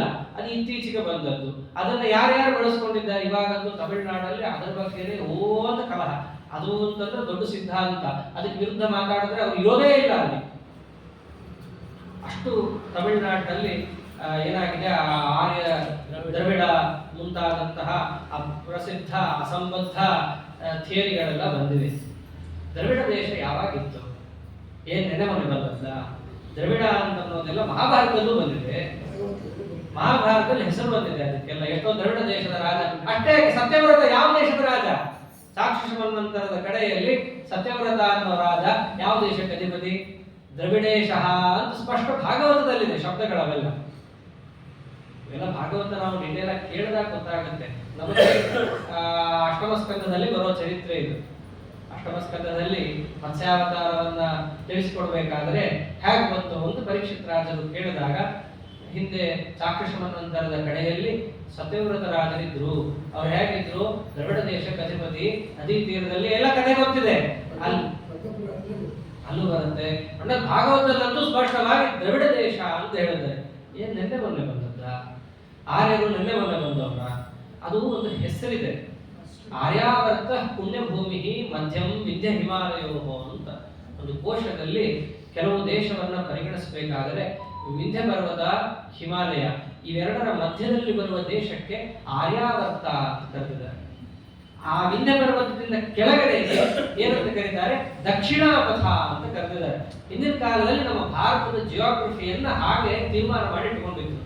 ಅದಕ್ಕೆ ಪುಲಕೇಶಿಯ ಕಥೆಯನ್ನು ಕೇಳಬೇಕಾದ್ರೆ ನರ್ಮದಾ ತೀರದಲ್ಲಿ ಏನಾಗುತ್ತೆ, ಅವರನ್ನ ತಡಿತಾನೆ ಹರ್ಷವರ್ಧನನನ್ನ. ಅವನು ಇವ್ರಿಗೆ ಯಾವ ರೀತಿ ಕೊಡ್ತಾನೆ ಅದು ಇತಿಹಾಸ ತಿಳಿದವ್ರಿಗೆ ಗೊತ್ತಿರುತ್ತೆ. ಏನಂತ ಕೊಡಿದ್ರೆ ದಕ್ಷಿಣಾಪದೇಶ್ವರ, ದಾಕ್ಷಿಣಾತ್ಯ ಇವೆಲ್ಲ ಅಲ್ಲಿಂದ ಬಂದದ್ದು. ಮೇಲ್ನವನು ಉತ್ತರಾಪದೇಶ್ವರ ಇದ್ದೇ ಇದೆಯಾ ನಿನಗೆ ನಾ ಕೊಡೋದು ಅಂತ ಅವನು ಬೇಟ. ಅಂದ್ರೆ ಆ ಪ್ರದೇಶಕ್ಕೆ ಆರ್ಯಾವರ್ತ ಅಂತ. ಹಿಂದಿನ ಕಾಲದಲ್ಲಿ ಅತಿ ಹೆಚ್ಚು ಏನು ಈಗಿನ ಕಾಲದಲ್ಲಿ ಯೂನಿವರ್ಸಿಟಿಗಳು ಅಂತೀವಲ್ಲ, ಅದು ಅಲ್ಲೇ ಇದ್ದದ್ದು. ವಿಶ್ವವಿದ್ಯಾಲಯ ಅದೇನು ಅವೆಲ್ಲ ಸುಳ್ಳು. ತಮಿಳುನಾಡಲ್ಲೂ ಬೇಕಾದಷ್ಟಿದ್ದು. ಕೀಳಾಡಿಯಲ್ಲೆಲ್ಲ ಇತ್ತೀಚೆಗೆ ಏನದು ಉತ್ಖನನವನ್ನು ಮಾಡಿದಾಗ ಏನಿವರು ಹರಪ್ಪ ಅಂತ ನಿಲ್ಲಿಸಲದ ಕಥೆಗಳೆಲ್ಲ ಹೇಳ್ತಾರೋ ಅದಕ್ಕಿಂತಲೂ ಮಿಗಿಲಾದಂತಹ ನಾಗರಿಕತೆ ತಮಿಳುನಾಡಲ್ಲೇ ಇತ್ತು. ಬಂಗಾರದ ಕಾಯಿನೆಲ್ಲ ಸಿಕ್ಕಿದ್ದಾರೆ. ಆದ್ದರಿಂದ ಈ ಏನು ಇವರು ಇತ್ತೀಚಿನವರು ಯಾತಕ್ಕೆ ಹೀಗೆ ಹೇಳ್ಕೊಂಡ್ ಬರ್ತಾರೆ ಅವರಾದ್ರೂ ಪಾಪ ಸ್ವಶ್ರೇಷ್ಠತೆಯನ್ನು ತಿಳಿಸೋದಕ್ಕೆ. ಅದು ಮ್ಯಾಕ್ಸ್ ಮುಲ್ಲರ್ ಯಾಕೆ ತಂದ, ಆರ್ಯ ಥಿಯರಿ ಯಾಕೆ ಬಂತು, ಇದೆಲ್ಲ ನಾವು ಸ್ವಲ್ಪ ಯೋಚನೆ ಮಾಡಿದ್ರೆ ಗೊತ್ತಾಗೋಗುತ್ತೆ. ಅದು ಬೈಬಲ್ ಅಲ್ಲಿಯೇ ಹುಟ್ಟಿದ್ದೇ 4000 ವರ್ಷದ ಹಿಂದೆ ಭೂಮಿ. ನಾವು ಕಥೆನೇ 10-12,000 ಅನಾದಿ ಕಾಲದಿಂದ ಅಂತ ಹೇಳ್ಬಿಟ್ರೆ ಆ ಬೈಬಲ್ ಎಲ್ಲ ಬಿದ್ದು ಹೋಗುತ್ತೆ. ಈ ವೇದಗಳೆಲ್ಲ ಕೊಡುವಂತಹ ಏನು ಜ್ಞಾನ ಇದ್ದಾವಲ್ಲ ಅದು 3000ಕ್ಕೆಲ್ಲ ನಿಲ್ಲುವಂತಹದ್ದೇ ಅಲ್ಲ.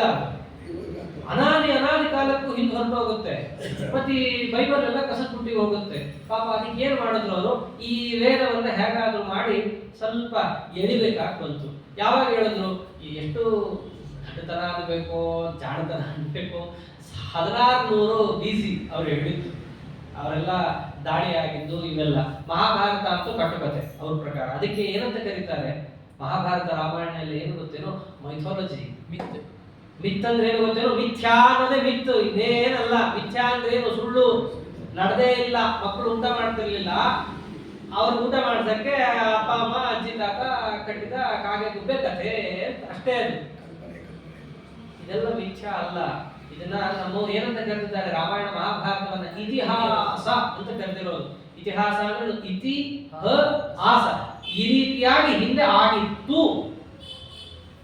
ಅದನ್ನ ಅವ್ರು ಒಪ್ಪಿಬಿಟ್ರೆ ಇತಿಹಾಸ ಅಂತ ಹೇಳಿ ಅವ್ರದ್ದೆಲ್ಲ ಪುಸ್ತಕಗಳು ಕಾಮನ ಹಬ್ಬಕ್ಕೆ ಮುಳುಗೋಲಾಗುತ್ತೆ ಅಷ್ಟೇ. ಅದಕ್ಕೋಸ್ಕರವಾಗಿ ಏನ್ ಮಾಡಿದ್ರು, ಅಪಲಾಪ ಮಾಡಬೇಕು. ಎಲ್ಲಿಂದ ಶುರು ಮಾಡಬೇಕು ಅಪಲಾಪ? ವೇದದಿಂದ ಶುರು ಮಾಡಬೇಕು.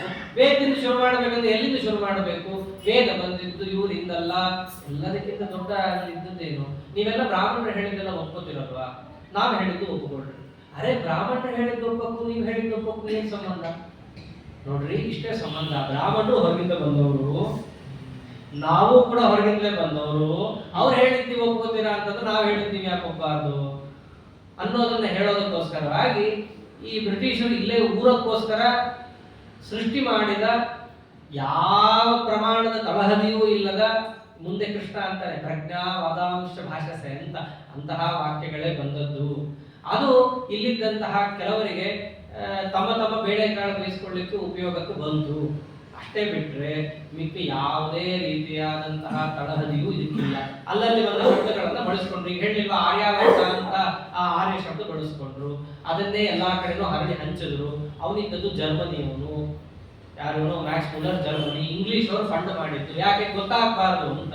ಇಂಗ್ಲಿಷ್ ಅವರೇ ತಮ್ಮವನಿಗೆ ತಾವು ಹೇಳಿಕೊಟ್ಟು ಬಿಟ್ರೆ ಏನೋ ಕೋಟ ಇದೆ ಇಲ್ಲಿ ಅಂತ ಅನ್ಕೊಳ್ತಿದ್ರು. ಅದಕ್ಕೆ ಜರ್ಮನಿಯವರನ್ನ ಕರೆಸಿ, ಅವ್ರಿಗೆ ಸಂಸ್ಕೃತ ಕೂಡ ಬರ್ತಿರ್ಲಿಲ್ಲ ಸರಿಯಾಗಿ. ಇಲ್ಲಿ ಬಂದಾಗ ಎಂತೆಂಥ ಪಂಡಿತರೆ 50-50 ವರ್ಷ ಓದಿದ್ರು ವೇದವನ್ನ ಸರಿಯಾಗಿ ಒಂದು ಅರ್ಥ ಮಾಡೋದು ಕಷ್ಟ ಇದೆ. ಇವನು 6 ವರ್ಷದಲ್ಲಿ ಓದಿ ಸಿಕ್ಕ ಹಾಗೆ ತಲೆ ಕೂಡ ಗೊತ್ತಿಲ್ಲದಂತೆ ಅರ್ಥಗಳನ್ನ ಬರೆದ. ಜಗತ್ತಿನ ತುಂಬಾ ಪ್ರಿಂಟಿಂಗ್ ಪ್ರೆಸ್ ಅವ್ರದೇ, ಪ್ರಿಂಟ್ ಮಾಡಿದ್ರು, ಹಂಚಿದ್ರು. ಆಗಿನ ಕಾಲದಲ್ಲಿ ಏನಾಗ್ಬಿಡ್ತು, ಯಾರಿಗೂ ವೇದ ಸಿಕ್ಕಿರ್ಲಿಲ್ಲ, ಇವನೊಂದು ಪುಸ್ತಕ ಸಿಕ್ತು, ಬರೀ ವೇದ ಜೊತೆಗೆ ಏನ್ ಸಿಕ್ತು, ಬೇಡದ್ದು ಕೂಡ ಅರ್ಥಗಳು ಸಿಕ್ಕಾಗ ಅದನ್ನೇ ಇವರೇನು ಅನ್ಕೊಂಡ್ರು, ಓಹೋ ಇದೇ ವೇದಕ್ಕೆ ಅರ್ಥ ಅಂತ ಅನ್ಕೊಂಡ್ರು. ಯಾಕಂದ್ರೆ ನಮ್ಮಲ್ಲಿ ಹಿಂದೆ ಯಾರೂ ಕೂಡ ವೇದವನ್ನ 4 ಸರ್ಕಲ್ ನಲ್ಲಿ ನಿಂತು ಪ್ರವಚನ ಮಾಡೋದಾಗ್ಲಿ, ಹರಕೆ ಹಂಚೋದಾಗ್ಲಿ ಯಾವುದು ಮಾಡ್ತಿರ್ಲಿಲ್ಲ. ಕಾರಣ ಮಾಡಬಾರದು ಅಂತ ಮಾಡ್ತಿರ್ಲಿಲ್ಲ, ಮಾಡಕ್ ಬರ್ತಿರ್ಲಿಲ್ಲ ಅಂತಲ್ಲ. ಬೇಕಾಷ್ಟು ಪುಸ್ತಕಗಳನ್ನ ಹಿಂದೆ ಕೊಡ್ತಿದ್ರು, ಆದ್ರೆ ವೇದವನ್ನು ಯಾವತ್ತೂ ಕೊಡ್ತಿರ್ಲಿಲ್ಲ. ಕಾರಣ ವೇದಕ್ಕೆ ಏನಂತ ಕರೆದಿದ್ದಾರೆ, ಶ್ರುತಿ. ಅದನ್ನ ಕೇಳಿ ಗುರುಗಳಿಂದ ಕೇಳಿ ತಿಳಿಬೇಕಾದ ಗ್ರಂಥ, ಭಕ್ತಿ ಶ್ರದ್ಧೆಯಿಂದ ಕೇಳಬೇಕಾದದ್ದು. ಅದೇನೋ ಸುಮ್ಮನೆ ನೋಡ್ಬಿಡೋಣ ರೀ ಅಂತ ಹೇಳಿ ಓದುವಂತಹ ಗ್ರಂಥ ಅಲ್ಲ. ಅದೊಂದು ಪಾವಿತ್ರ್ಯವನ್ನ ಕಾಪಾಡಿಕೊಂಡು ಬಂದದ್ದನ್ನ ಇವನೇನ್ ಮಾಡ್ದ, ಎಲ್ಲಾ ಕಡೆ ಹಂಚಿದ್ರಿಂದ ಇವನು ದೊಡ್ಡವನಾದ ಅಷ್ಟೇ. ಅದು ಬಿಟ್ಟರೆ ಏನಿಲ್ಲ. ಆದ್ದರಿಂದ ಇದರ ಹಿಂದೆ ಒಂದು ದೊಡ್ಡ ಷಡ್ಯಂತ್ರ ಅಂತ ಅನ್ಬೇಕಷ್ಟೇ. ಇದೆ ಅದು ಇದ್ದಿದ್ದಕ್ಕೆ ಏನಾಯ್ತು, ಈ ಜಗತ್ತಿನ ತುಂಬಾ ಅದೇ ವಿಷಬೀಜವನ್ನು ಎಲ್ಲರೂ ಕೂಡ ಇಟ್ಕೊಂಡು ಹೋಗಿದ್ದಾರೆ. ಆದ್ದರಿಂದ ಆರ್ಯರು ಅಂತಂದ್ರೆ ತತ್ವಜ್ಞಾನಿ, ಅಪರೋಕ್ಷ ಜ್ಞಾನಿ ಅಂತ ಅರ್ಥನೇ ಹೊರತು ಇವ್ರು ಹೇಳೋ ಹಾಗೆ ಆ ಮಧ್ಯ ಏಷ್ಯಾದಿಂದ ಈ ನಮ್ಮ ಭಾರತಕ್ಕೆ ದಂಡೆತ್ತಿ ಬಂದ್ರು. ಅದು ಬಹಳ ತಮಾಷೆ ಇದೆ. ಮೊದಲು ದಂಡೆತ್ತಿ ಬಂದ್ರು ಅಂತ, ಆ ದಂಡೆತ್ತಿ ಬಂದದ್ದು ಸಾಧ್ಯ ಇಲ್ಲ. ಒಂದು ವೇಳೆ ದಂಡೆತ್ತಿ ಬಂದಿದ್ದರೆ ಅವರು ಹೇಳೋ ಹಾಗೆ ಆ ಪ್ರಾಂತ್ಯದಲ್ಲೆಲ್ಲ ಏನ್ ಸಿಗ್ಬೇಕು, ಮೂಳೆಗಳು, ಅಸ್ಥಿಗಳು ಇವೆಲ್ಲ ಸಿಗಬೇಕು. ಅಲ್ಲಿ ಏನು ಸಿಕ್ಕೇ ಇಲ್ಲ. ಅವಾಗ ಅವರೇನಂದ್ರು, ಆರ್ಯನ್ ಈ ಏನಂತಾರೆ ಒಂದು ಇನ್ವೇಷನ್ ಥಿಯರಿ ಫಸ್ಟ್ ಬಂದಿದ್ದು, ಆರ್ಯನ್ ಇನ್ವೇಷನ್ ಥಿಯರಿ. ಅವಾಗ ನಾವೆಲ್ಲ ಸ್ಕೂಲ್ ಓದ್ತಿದ್ವಿ. ಆಮೇಲೆ ಇನ್ವೇಷನ್ ಹೊರಟೋಯ್ತು. ಇನ್ವೇಷನ್ ಇಂದ ಏನ್ ಬಂತು, ಮೈಗ್ರೇಷನ್ ಥಿಯರಿ ಬಂತು. ಇಲ್ಲ ಇನ್ವೇಷನ್ ಆಗಿಲ್ಲ, ಮೈಗ್ರೇಟ್ ಆಗೋದು. ಮೈಗ್ರೇಷನ್ ಹೋಯ್ತು, ಕಡೆಗೆ ಪಿಕ್ನಿಕ್ ಥಿಯರಿ ಬಂತು. ಅಂದ್ರೆ ಹಾಸ್ಯ ಇನ್ನೇನಲ್ಲ, ಅಲ್ಲಿ ನಾವು ಹೇಳಿದ ಸುಳ್ಳುಗಳನ್ನ ಪೋಣಿಸಕ್ಕೆ ಇನ್ನೊಂದು 4 ಸುಳ್ಳು ಹೇಳಿದ್ರೆ ಆ ಸುಳ್ಳು ಹೇಳಿದಕ್ಕೆ ಹೇಗೆ ನಕ್ಕದು, ಇನ್ನೊಂದು 4 ಹೇಳಿದಕ್ಕೆ ಇನ್ನೊಂದು ಜೋರಾಗಿ ನಕ್ತೀವಿ ಅಷ್ಟೇ. ಅದಕ್ಕೆ ಇನ್ನೇನು ನಾವು ಹೇಳೋಷ್ಟಿಲ್ಲ. ಅದು ಹಾಗೆ ಬಂದಿದೆ, ಬೇಕಾದ್ರೆ ನೋಡ್ಬೋದು. ಇವಾಗೆಲ್ಲ ರಿಸರ್ಚ್ ಮಾಡಿದವರು ಅದನ್ನೇ, ಫಸ್ಟ್ ಇನ್ವೇಷನ್ ಬಂದ್ರು, ಆಮೇಲೆ ಮೈಗ್ರೇಷನ್ ಬಂದ್ರು, ಎರಡೂ ಆಗಿಲ್ಲ, ಕಡೆ ಪಿಕ್ನಿಕ್ ಥಿಯರಿ ಬಂತದು. ಇಷ್ಟು ಹಾಸ್ಯಾಸ್ಪದವಾದಂತಹ ವಿಷಯ. ಆದ್ದರಿಂದ ಆರ್ಯರು ಅಂತ ಬಂದರೆ ಅದಕ್ಕೆ ನಮ್ಮ ಸಂಸ್ಕೃತಿಯಲ್ಲಿ ಆ ಶಬ್ದದ ನಿಷ್ಪತ್ತಿಯನ್ನು ಹೇಗೆ ತೋರಿಸಿದ್ದಾರೆ, ಎಲ್ಲೆಲ್ಲ ಆ ಶಬ್ದ ಪ್ರಯೋಗ ಬಂದಿದೆ, ಇದೆಲ್ಲದರ ಹಿನ್ನೆಲೆಯಲ್ಲಿ ನಾವು ನೋಡಿದಾಗ ಅದಕ್ಕೆ ಅರ್ಥ ತತ್ವಜ್ಞಾನಿ ಅಂತ. ಯಥಾರ್ಥ ಜ್ಞಾನವನ್ನು ಹೊಂದಿದವ ಅಂಥವರು ಯಾವುದನ್ನು ಮಾಡ್ತಾರೋ ಅದು ಯೋಗ್ಯ, ಅದು ಸರಿ.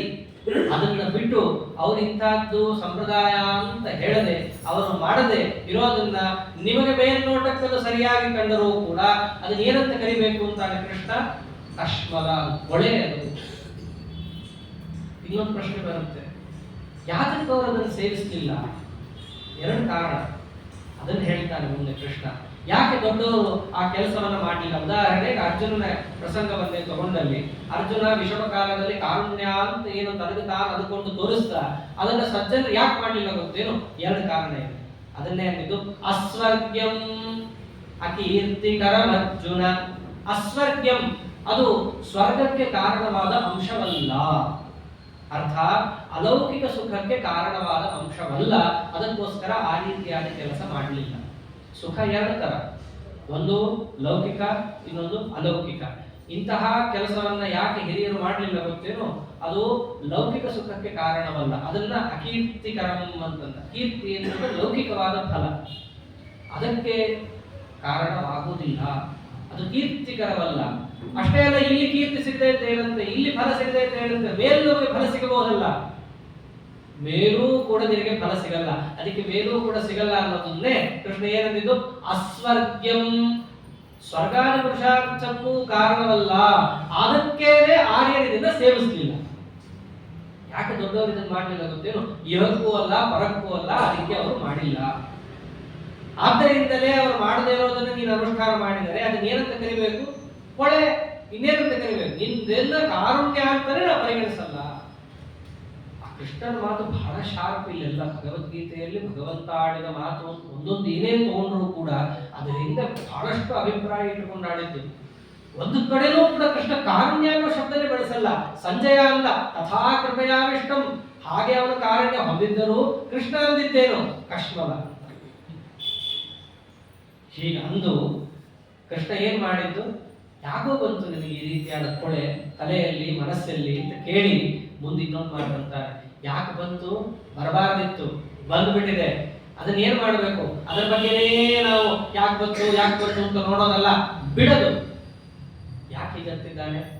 ಅದು ಕೊಳೆ ಅಂತ ಗೊತ್ತಾದ ಕೂಡಲೇ ಅದನ್ನು ಬಿಡಬೇಕು. ಇದು ತತ್ವ. ನಾವು ಯಾವುದನ್ನ ಹಿಡ್ಕೋಬೇಕು? ಸರಿಯಾದನ್ನ ಹಿಡ್ಕೋಬೇಕು. ಒಂದು ವೇಳೆ ನಮಗೆ ಗೊತ್ತಿಲ್ಲದೆ ತಪ್ಪಾಗಿದ್ದನ್ನ ಹಿಡ್ಕೊಂಡಿದ್ದಾಗ ಅದು ತಪ್ಪು ಅಂತ ಯಾರಾದರೂ ದೊಡ್ಡವರು ಬಂದು ತಿಳಿಸಿದ್ರೆ ನಾವು ಬಿಟ್ಬಿಡ್ಬೇಕೇ ಹೊರತು ಇಷ್ಟು ದಿನ ನಾನು ಯಾಕೆ ಅದನ್ನ ಹಿಡ್ಕೊಂಡಿದ್ದೆ ಅನ್ನೋ ಸಂಬಂಧವೇ ಇಲ್ಲಿರೋ ಪ್ರಶ್ನೆಗಳನ್ನ ಹಾಕಿಕೊಂಡು ಕಾಲಹರಣ ಮಾಡಬಾರದು ಅಂತ ತೋರಿಸ್ತಾನೆ ಕೃಷ್ಣ. ಕೃಷ್ಣ ಹೇಳ್ದ, ಅರ್ಜುನ ನಿನಗೆ ಮನಸ್ಸಿನಲ್ಲಿರೋದು ಕೊಳೆ. ಅವಾಗ ಅರ್ಜುನ ಈ ಪ್ರಶ್ನೆ ಮಾಡಲಿಲ್ಲ, ಹೌದಾ ಇದು ಕೊಳೆ, ನನಗೆ ಯಾಕೆ ಇದು ಬಂತು? ಅಲ್ಲೋ ಯಾಕೆ ಬಂತು ಅದು ಬೇಡ, ಕೊಳೆ ಅಂತ ತಿಳಿಸ್ಕೊಟ್ಟಾಯ್ತಲ್ಲ, ಬಿಡೋದನ್ನಷ್ಟೇ. ಅದಕ್ಕೆ ಮುಂದೆ ಏನಂತಾರೆ? ಕ್ಲೈಬ್ಯಂ ಆಸ್ಮಗಮ ಪಾರ್ಥ ನೈತತ್ವೈಯುಪಪದ್ಯತೆ ಕ್ಷುದ್ರಂ ಹೃದಯ ದೌರ್ಬಲ್ಯಂ ತ್ಯಕ್ತೋತ್ತಿಷ್ಠ ಪರಂತಪ. ಇದು ಕೊಳೆ ಅಂತ ನಾನು ತಿಳಿಸಿಕೊಟ್ಟ ಮೇಲೂ ಕೂಡ ನೀನು ಅದನ್ನು ಇಟ್ಕೊಳ್ಳೋ ಅವಶ್ಯಕತೆ ಇಲ್ಲ, ಯೋಚನೆ ಮಾಡಬಾರದು ನೀನು. ವಸ್ತುತಃ ಭಗವದ್ಗೀತೆಯನ್ನು ಕೃಷ್ಣ ಒಂದು ಅರ್ಥದಲ್ಲಿ ಇಲ್ಲೇ ಹೇಳ ಆಗಿದೆ. ನೀನೇನು ಮನಸ್ಸಿನಲ್ಲಿ ಇಟ್ಕೊಂಡಿದ್ದೀಯಲ್ಲ, ಏನೇನೋ ಕಾರುಣ್ಯ ಅಂತ ಅನ್ಕೊಂಡಂತಹ ಕೊಳೆ ಅದೇನು ಹೇಳು, ಅದು ದೊಡ್ಡ ಕ್ಷುದ್ರಂ ಹೃದಯ ದೌರ್ಬಲ್ಯಂ. ಅದು ಕ್ಷುದ್ರ, ಅತಿ ತುಚ್ಛವಾದ ಹೃದಯ ದೌರ್ಬಲ್ಯ. ಅದಿರೋದ್ರಿಂದ ನಿನಗೆ ಏನು ಬಂದಿದೆ? ಕ್ಲೈಪ್ಯ ಬಂದಿದೆ. ಕ್ಲೈಪ್ಯ ಅಂತಂದ್ರೆ ಅಧೈರ್ಯ. ನಿನಗೆ ಅಧೈರ್ಯ ಏನು ಬಂದಿದೆಯಲ್ಲ, ಇದನ್ನ ದಯವಿಟ್ಟು ಹೊಂದಬೇಡ, ಬಿಟ್ಬಿಡಿದನ್ನ. ಕ್ಲೈಪ್ಯಂ ಅಸ್ಮಗಮ ಪಾರ್ಥ, ಈ ಅಧೈರ್ಯವನ್ನ ಮೊದಲು ಬಿಡು. ಕಾರಣ ಏನು ಗೊತ್ತೇನೋ, ಇದು ಕೃಷ್ಣ ಬಹಳ ಚೆನ್ನಾಗಂತಾನೆ, ನೈತತ್ವ ಉಪಪದ್ಯತೆ. ನಿನ್ನಲ್ಲಿ ಇಂತಹ ಅಧೈರ್ಯವನ್ನ ಜಸ್ಟಿಫೈ ಮಾಡಕ್ಕಾಗಲ್ಲ ಅಂತ. ಇದು ನಿನ್ನಲ್ಲಿ ಉಪಪನ್ನವಲ್ಲ. ಯಾತಕ್ಕಾಗಿ ಅರ್ಜುನನಲ್ಲಿ ಇದು ಬಂತು ಅಂತ ಪ್ರಶ್ನೆ ಹಾಕೊಂಡ್ರೆ ನಮಗೆ ಉತ್ತರ ಸಿಗಲ್ಲ ಅದಕ್ಕೆ. ಯಾಕಂದ್ರೆ ಈ ಪ್ರಶ್ನೆ ಬಹಳ ಮುಖ್ಯ. ಅವನಲ್ಲಿ ಬಂದು ಬಿಟ್ಟಿದೆ, ಯಾಕೆ ಬಂತು ಅಂತ ನೀನು ಹುಡುಕ್ತಾ ಹೋದ್ರೆ ಅದಕ್ಕೆಲ್ಲ ಉತ್ತರ ಸಿಗಲ್ಲ ಅರ್ಜುನ. ಅದನ್ನು ಬಿಡು. ನೈತತ್ವ ಉಪಪದ್ಯತೆ, ಇಂತಹ ಅಧೈರ್ಯ ನಿನ್ನಲ್ಲಿ ಜಸ್ಟಿಫೈ ಮಾಡುವಂತಹದ್ದಲ್ಲ.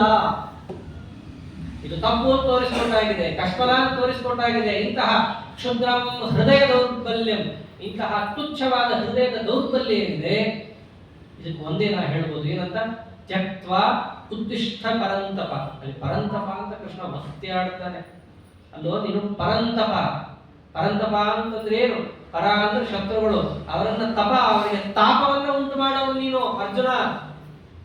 ಅದು ನಿನ್ನ ಸ್ವಭಾವ. ಅರ್ಜುನನನ್ನ ಕಂಡರೆ ಅಲ್ಲಿದ್ದವರು ಪ್ರತಿಯೊಬ್ಬರು ಹೆದರಿದ್ದಾರೆ. ಈ ಮಾತನ್ನ ಕೃಷ್ಣ ಯಾಕಂದ್ರೆ ಉತ್ತರ ಗೋಗ್ರಹಣದಲ್ಲಿ ಏನು ಅಪಾರದಿಂದ ಪ್ರಭಾವವನ್ನು ಅವರು ನೋಡಿದ್ದಾರೆ. ಅರ್ಜುನ ಶತ್ರುಗಳನ್ನ ದಮನ ಮಾಡಲಿಕ್ಕೆ ಅರ್ಜುನ ಒಬ್ಬ ಸಾಕು ಅನ್ನೋಷ್ಟು ಉದ್ಗಾರವನ್ನು ಅಲ್ಲಿ ತೆಗೆದಿದ್ದಾರೆ. ಅಂತಹ ಸಾಮರ್ಥ್ಯ ಇರೋ ನಿನ್ನಲ್ಲಿ ನೈತತ್ವ ಉಪಪದ್ಯತೆ ಕ್ಲೈಪ್ಯಂ, ಇಂತಹ ಅಧೈರ್ಯ ಕ್ಲೈಪ್ಯ ನಿನ್ನಲ್ಲಿ ಯಾವುದೇ ಕಾರಣಕ್ಕೂ ಕೂಡ ನಾವು ಜಸ್ಟಿಫೈ ಮಾಡ್ಲಿಕ್ಕೆ ಆಗೋದಿಲ್ಲ. ಆದ್ದರಿಂದ ಏನು ಹೆಚ್ಚು ಅಂತಂದ್ರೆ ಈ ಹೃದಯ ದೌರ್ಬಲ್ಯ ಅನ್ನೋದು ಅತ್ಯಂತ ತುಚ್ಛವಾಗಿದೆ. ಇದನ್ನು ಬಿಡು, ಎದ್ದೇಳು, ಯುದ್ಧಕ್ಕೆ ಸನ್ನದ್ಧನಾಗು ಅಂತ ಕೃಷ್ಣ ಇಷ್ಟು ಹೇಳ್ತಾರೆ. ಆ ಕೃಷ್ಣನ ಮಾತಲ್ಲಿ ನೀನು ಪಡೆದಿರೋದು ಕಾರುಣ್ಯ ಅನ್ನೋ ಸಹಿತ ಬರಲ್ಲ. ಇವೆಲ್ಲ ನಾವು ನೋಡಬೇಕು. ಎಷ್ಟೋ ಬಾರಿ ನಾವು ಭಗವಂತನ ಕಾರ್ಯದಿಂದ ವಿಮುಖರಾಗಿ ಹೋದಾಗ ನಮ್ಮ ಪರಿಸ್ಥಿತಿಗಳಿಗೆ ಅಥವಾ ಮತ್ತೊಂದಕ್ಕೆ ಏನೇನೋ ಜೋತು ಬಿದ್ದು ನಾವು ಹೋಗಿದ್ದೀವಿ, ನಾವು ಮಾಡೋದು ಸರಿಯೇ ಅಂತ ನಾವು ಅಂದ್ಕೊಂಡಿರ್ತೀವಿ. ಎಷ್ಟೋ ಬಾರಿ ಧನುರ್ಮಾಸನೇ ಬರುತ್ತೆ, ನಾಳೆ ಇನ್ನೇನು 20-25 ದಿನಕ್ಕೆ ಬರುತ್ತಲ್ಲ. ಬೆಳಗ್ಗೆ ಏಳಕ್ಕಾಗದೇ ಇದ್ದಾಗ ನಾವೇನಂತೀವಿ? ಥಂಡಿರಿ, ಆಗಲ್ಲ. ಇದನ್ನೇ ಅರ್ಜುನ ಅಂತಿದ್ದು, ಶರೀರ ಸಮಸ್ಯೆ ಇದೆ ನಮ್ಗೆ ಮಾಡಕ್ಕಾಗಲ್ಲ ಅಂತಂದಿದ್ದು. ಏನು ಅರ್ಜುನ ಒಬ್ಬನೇ ಆಡಿರೋ ಮಾತಲ್ಲ ಅವೆಲ್ಲ. ಅರ್ಜುನ ಏನೇನು ಆಡ್ತಾ ಬಂದೋ ಅದು ನಮಗೆ ಹಚ್ಕೊಂಡ್ಬಿಡ್ಬೋದು. ಒಂದು ಭಗವಂತನ ಕಾರ್ಯವನ್ನು ನಾವು ಮಾಡ್ಲಿಕ್ಕೆ ಹೋದಾಗ ನಾವು ಹಿಂದೇಟನ್ನ ಹಾಕುವಾಗ ಯಾವ್ಯಾವ ಕಾರಣಗಳನ್ನ ಕೊಡುತ್ತೀವೋ ಅದಷ್ಟೂ ಕಾರಣಗಳನ್ನ ಅರ್ಜುನ ಕೊಟ್ಬಿಟ್ಟಿದ್ದಾನೆ. ದೇಹ ಸರಿ ಇಲ್ಲ, ಕಾರಣ ಕೊಟ್ಟಿದ್ದಾನೆ. ಇಂದ್ರಿಯಗಳು ಸರಿ ಇಲ್ಲ, ಕಾರಣ ಕೊಟ್ಟಿದ್ದಾನೆ.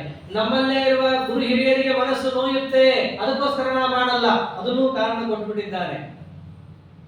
ಯಾವುದು ಉಳಿಸಿದ್ದಾನೆ ಅರ್ಜುನ? ಇಲ್ಲಿ ಪರಿಸ್ಥಿತಿ, ಅವನಿಗೆ ಬಂದಂತಹ ಪರಿಸ್ಥಿತಿನ ವಿಷಮೇ ಸಮುಪಸ್ಥಿತಂ, ಅವನಿಗೆ ಏನೇನು ಪರಿಸ್ಥಿತಿ ಇದೆಯೋ ಆ ಥರನೇ ನಮಗೂ ಪರಿಸ್ಥಿತಿ ಬರುತ್ತೆ. ಏನು ಒಂಚೂರು ಆ ಕಾಂಬಿನೇಷನ್ ವ್ಯತ್ಯಾಸ ಆಗೋದಷ್ಟೇ.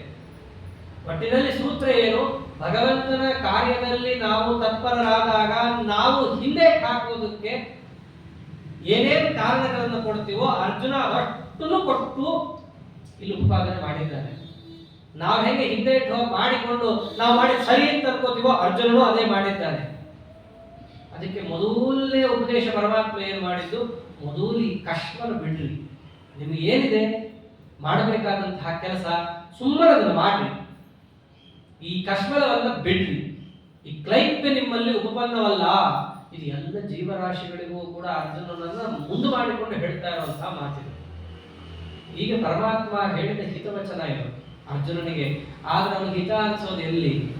ಹಿತ ಅನ್ನಿಸ್ಲೇ ಇಲ್ಲ. ಕೃಷ್ಣ ಎದ್ದೇಳು, ಯುದ್ಧಕ್ಕೆ ಸನ್ನದ್ಧನಾಗು ಅಂತ ಹೇಳಿದ ಕೂಡಲೇ ಮತ್ತೆ ಅರ್ಜುನ ಮಾತಾಡ್ತಾನೆ. ಕೃಷ್ಣ ನೀ ಯುದ್ಧಕ್ಕೆ ಎದ್ದೇಳು ಅಂತ ಇದ್ದೀಯಾ, ಅದಕ್ಕೆ ಸಾಧ್ಯ ಇದೆ. ಅರ್ಜುನ ಉವಾಚ ಕಥಂ ಭೀಷ್ಮಮಹಂ ಸಂಖ್ಯೆ ದ್ರೋಣಂಚ ಮಧುಸೂದನ ಇಷುಭಿ ಪ್ರತಿಯೋತ್ಸ್ಯಾಮಿ ಪೂಜಾರ್ಹಾವರಿಸೂದನ. ಅಲ್ಲಿ ಕೃಷ್ಣ ತಂದು ರಥ ನಿಲ್ಲಿಸಿದ್ ಯಾರ ಮುಂದೆ? ಭೀಷ್ಮ ದ್ರೋಣ ಪ್ರಮುಖತಃ. ಅದನ್ನೇ ಮಾತಾಡ್ತಾನೆ ಅರ್ಜುನ. ಈಗಂತೂ ಪೂರ್ಣ ಯಾವ ಮಟ್ಟಕ್ಕೆ ಅರ್ಜುನ ಹೋಗ್ತಾನೆ ಅಂದ್ರೆ, ಹಿಂದೆ ನನಗೆ ಯುದ್ಧ ಮಾಡಕ್ ಆಗಲ್ಲ ಅಂತ ಹೇಳ್ತಿದ್ದವನು ಈಗ ಯುದ್ಧ ಮಾಡ್ಲೇಬಾರದು, ಯುದ್ಧ ಮಾಡೋದೇ ತಪ್ಪು, ಆದ್ದರಿಂದ ನಾ ಯುದ್ಧ ಮಾಡಲ್ಲ ಅಂತ ಘಂಟಾಘೋಷವಾಗಿ ಹೇಳ್ತಾ ಇದ್ದಾನೆ. ಎದುರಿಗಿರೋರು ಯಾರು? ಭೀಷ್ಮಾಚಾರ್ಯರು ದ್ರೋಣಾಚಾರ್ಯರು ಅವರಿಬ್ಬರನ್ನೇ ತನ್ನ ಮನಸ್ಸಿನಲ್ಲಿಟ್ಟುಕೊಂಡು ಮಾತಾಡ್ತಾರೆ. ಅಂತಾನೆ ಕಥಂ ಭೀಷ್ಮವಹಂ ಸಂಖ್ಯೆ ದ್ರೋಣಂಚ. ದುರ್ಯೋಧನನನ್ನ ಮರ್ತ, ಅವರ ತಮ್ಮಂದರನ್ನ ಮರ್ತ, ಕರ್ಣನ ಮರ್ತ, ಜಯದ್ರಥನನ್ನ ಮರ್ತ, ಎಲ್ಲರನ್ನೂ ಮರೆತು ಬಿಟ್ಟಿದ್ದಾನೆ. ಯಾವ ಎರಡು ಹೆಸರನ್ನು ತಗೊಂಡ? ಭೀಷ್ಮರು, ದ್ರೋಣರು. ಅವರ ಜೊತೆ ನಾನು ಯುದ್ಧದಲ್ಲಿ ಹೇಗೆ ಪಾಲ್ಗೊಳ್ಳಲಿ? ಕಾರಣ ಅವ್ರು ಯಾರು? ಪೂಜಾರ್ಹೌ. ನಿತ್ಯ ನಾನು ಅವರ ಪಾದವನ್ನ ತೊಳೆದು ನೀರನ್ನ ತಲೆ ಮೇಲೆ ಹಾಕೋಬೇಕು. ಒಬ್ಬರು ಗುರುಗಳು ದ್ರೋಣಾಚಾರ್ಯರು. ಇನ್ನು ಭೀಷ್ಮಾಚಾರ್ಯರು ನಮ್ಮನ್ನು ಎದ್ದು ಆಡಿಸಿದವರು. ಎಂಥ ಕಷ್ಟಕಾಲದಲ್ಲಿ ರಾಜ್ಯನೇ ಕೊಡಲ್ಲ ಅಂತ ಹೇಳಿ ದುರ್ಯೋಧನ ಎಂತೆಂಥ ಮಾತಾಡಿರ್ತಾನೆ. ಕಾಡಲಿಂದ ಕುಂತಿದೇವಿ ಮಕ್ಕಳನ್ನ ಕರ್ಕೊಂಡು ಬಂದಾಗ ಇವರು ಪಾಂಡವಿಗೆ ಗುಟ್ಟೆ ಇಲ್ಲ, ಇವ್ರು ನಮ್ಮ ವಂಶದವರೇ ಅಲ್ಲ, ಇವ್ರನ್ನ ನಾವ್ ಯಾಕೆ ಸೇರಿಸ್ಕೋಬೇಕು ಅಂತೆಲ್ಲ ಮಾತಾಡ್ಬಿಟ್ಟಿರ್ತಾನೆ ದುರ್ಯೋಧನ. ಚೋಟುದ್ದೇ ಇರಲ್ಲ, ಆಗ್ಲೇ ಅಷ್ಟು ಮಾತಾಡಿರ್ತಾನೆ. ಭೀಷ್ಮಾಚಾರ್ಯರು ಬಂದು ತಲೆ ಹೊಡೆದು ಎಲ್ಲಿಟ್ಟಿದ್ದಿ ಬುದ್ಧಿ, ಕುಂತಿ ಇದ್ರೆ ಏನ್ ಅನ್ಕೊಂಡಿದ್ದೀಯಾ ಅಂತ ಹೇಳಿ ಆ ದೇವತಾ ಪುತ್ರರು ನಮ್ಮ ವಂಶಕ್ಕೆ ಸೇರಿದವರೇ ಅವರು ಪಾಂಡವರು. ಆ ಪಾಂಡವ ಅನ್ನೋ ಶಬ್ದಕ್ಕೆ ಅಲ್ಲಿಂದ ಮಹತ್ವ ಬಂದದ್ದು. ಅದು ನೀವು ಗಮನಿಸಬಹುದು. ದುರ್ಯೋಧನನಿಗೆಲ್ಲ ಏನ್ ಹೆಸರಿಟ್ಟಿದ್ದಾರೆ? ಕೌರವರು ಅಂತ. ಇವರಿಗೆ ಏನ್ ಹೆಸರು? ಪಾಂಡವರು ಅಂತ. ಯದ್ಯಪಿ ಕುರುರಾಜ ಅವರ ಮೂಲ ಪುರುಷ, ಅವರ ವಂಶದಲ್ಲಿ ಬಂದವರು. ಆದ್ದರಿಂದ ದುರ್ಯೋಧನ ಏನಂತ ಕರ್ಕೊಂಡು ತಂದಿರ್ತಾರೋ ನಾ ಕೌರವ ಅಂತ. ಇವರು ನಮ್ಮ ವಂಶದವರಲ್ಲ, ಅದನ್ನ ಆಗಿದ್ದೇ ಬಿಚ್ಚಿಬಿಟ್ಟಿದ್ದಾವ. ಪಾಂಡವರು ಯಾರು ನಮ್ಮ ವಂಶದಲ್ಲ, ಮತ್ತೆ ಯಾರು? ಅವ್ರು ಪಾಂಡವರು, ಪಾಂಡವಿನ ಮಕ್ಕಳು ಅಷ್ಟೇ. ಅರ್ಥ ಏನು? ಅವರು ಕುರು ವಂಶಕ್ಕೆ ಸೇರಿದವರಲ್ಲ. ಇದನ್ನೇ ಆಗಿಂದ ಬಿತ್ತಿದವನು. ಹೀಗ ದುರ್ಯೋಧನ ಏನೇನೋ ತನ್ನ ಉಪಾಯಗಳನ್ನು ಮಾಡಿ ಪಾಂಡವರನ್ನ ರಾಜ್ಯದಿಂದ ವಂಚಿತರನ್ನಾಗಿ ಮಾಡಬೇಕು ಅನ್ಕೊಂಡ್ರು. ಆಯಾಯ ಕಾಲಕ್ಕೆ ಒಂದೊಂದು ಸಹಾಯವನ್ನು ಪರಮಾತ್ಮ ಒದಗಿಸ್ತಾನೆ ಇದ್ದ. ಮೊದಲಿಗೆ ಭೀಷ್ಮರೇ ಬಂದದ್ದು.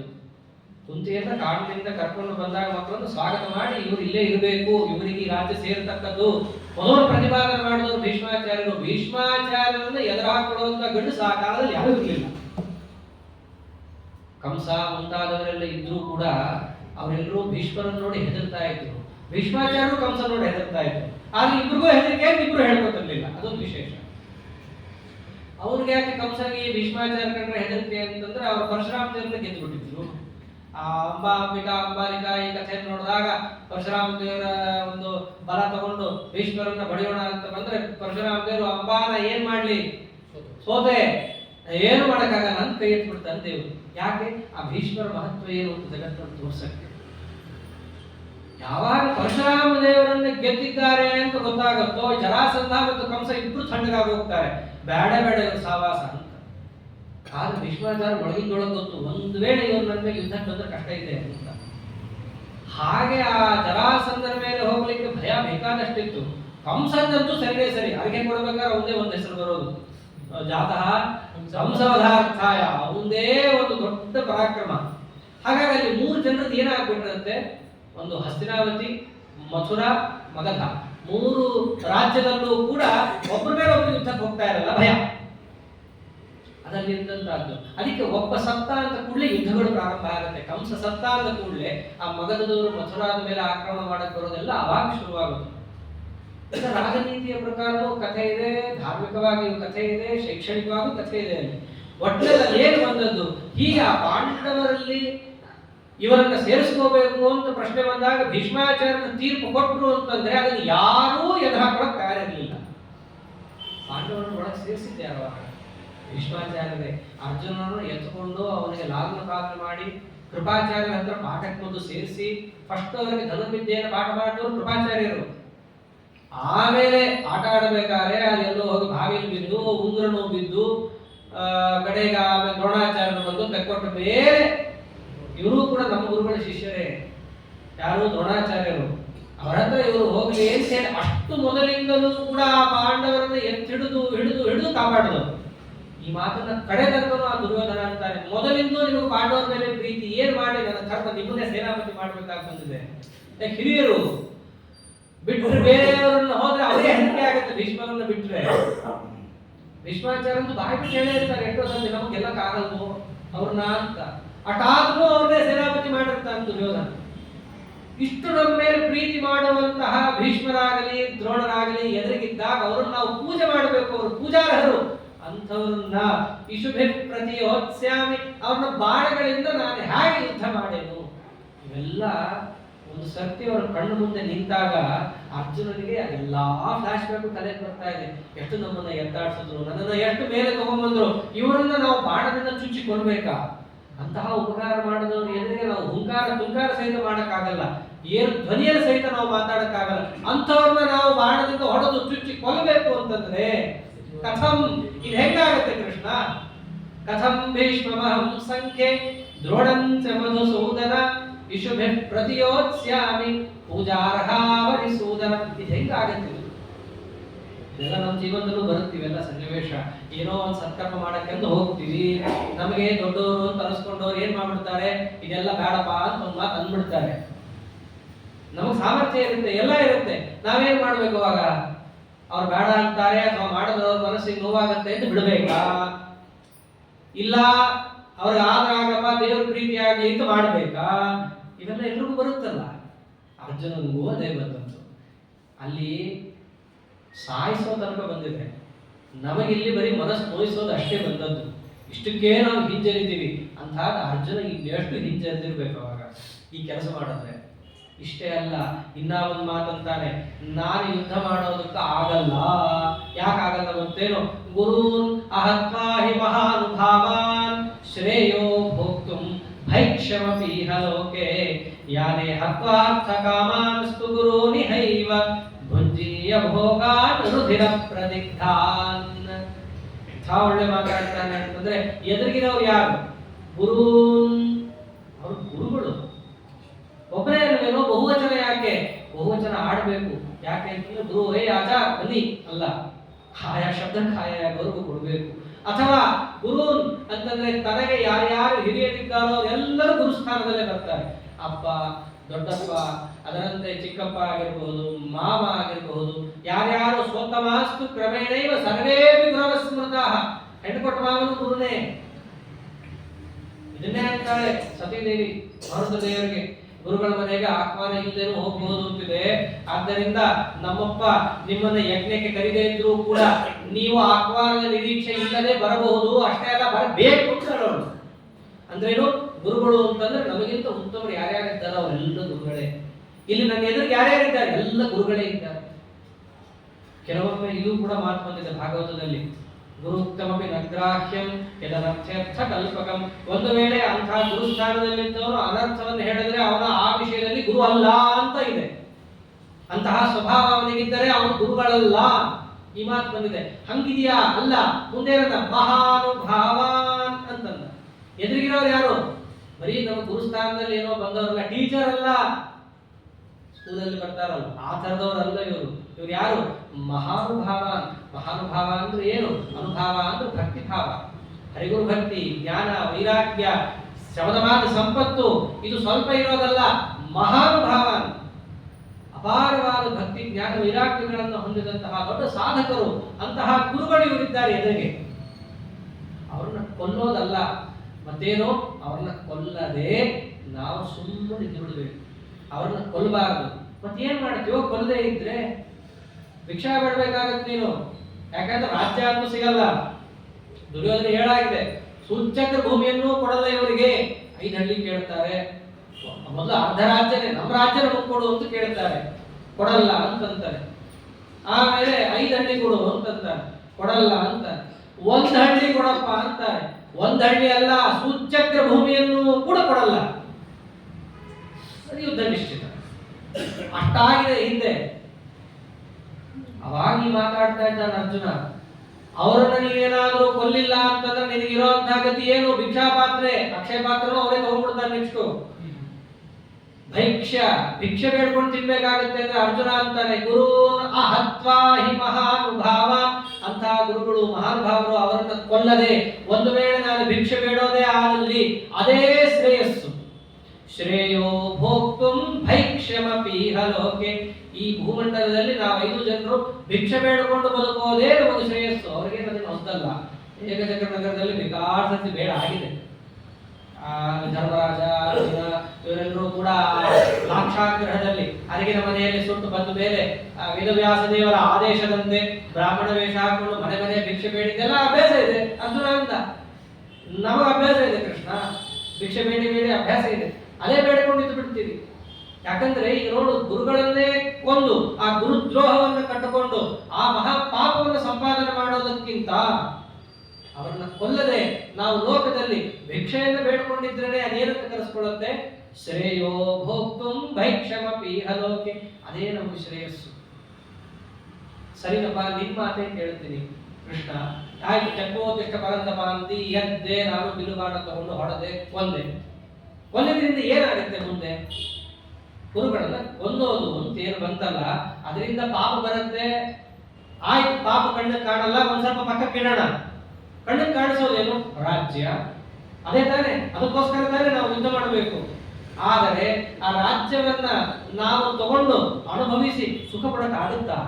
ಹತ್ವಾರ್ಥಕಾಮಾನ್ಸ್ತು ಗುರು ನಿಹೈವ. ರಾಜ್ಯ ಬೇಕು ಅಂತ ಎದುರುಗಡೆ ಎಲ್ಲ ಗುರುಗಳೆಲ್ಲ ನಿಂತಿದ್ದಾರೆ. ವಿಶ್ವಾಚಾರ್ಯರು, ದ್ರೋಣಾಚಾರ್ಯರು ಯಾತಕ್ಕೆ ನಿಂತಿರೋದು? ದುರ್ಯೋಧನಿಗೆ ರಾಜ್ಯ ಕೊಡಿಸ್ಬಿಡ್ಬೇಕು ಅಂತ ನಿಂತಿದ್ದಾರೆ. ಅಂತಹ ದುರ್ಯೋಧನಿಗೆ ಕೊಡಿಸ್ಬೇಕು ಅಂತನೋ ಯಾವುದಕ್ಕೋ ಒಟ್ಟಲ್ಲಿ ಎದುರು ನಿಂತಿದ್ದಾರೆ. ಅಂತಹ ಅರ್ಥಕಾಮರಾದ ಗುರುಗಳನ್ನ, ಎದುರುಗಡೆ ಇದ್ದವರನ್ನ ಹತ್ವಾ ಕೊಂದು ಮುಂದೇನು? ಅವರ ರಕ್ತ ಎಲ್ಲ ನೆಲಕ್ಕೆ ಅಂಟತ್ತೆ. ಅದ್ರ ಮೇಲೆ ನಾನು ಚೇರ ಹಾಕೊಂಡು ಎಲ್ಲರಿಗೂ ಶಾಸನ ಮಾಡ್ಬೇಕಾ?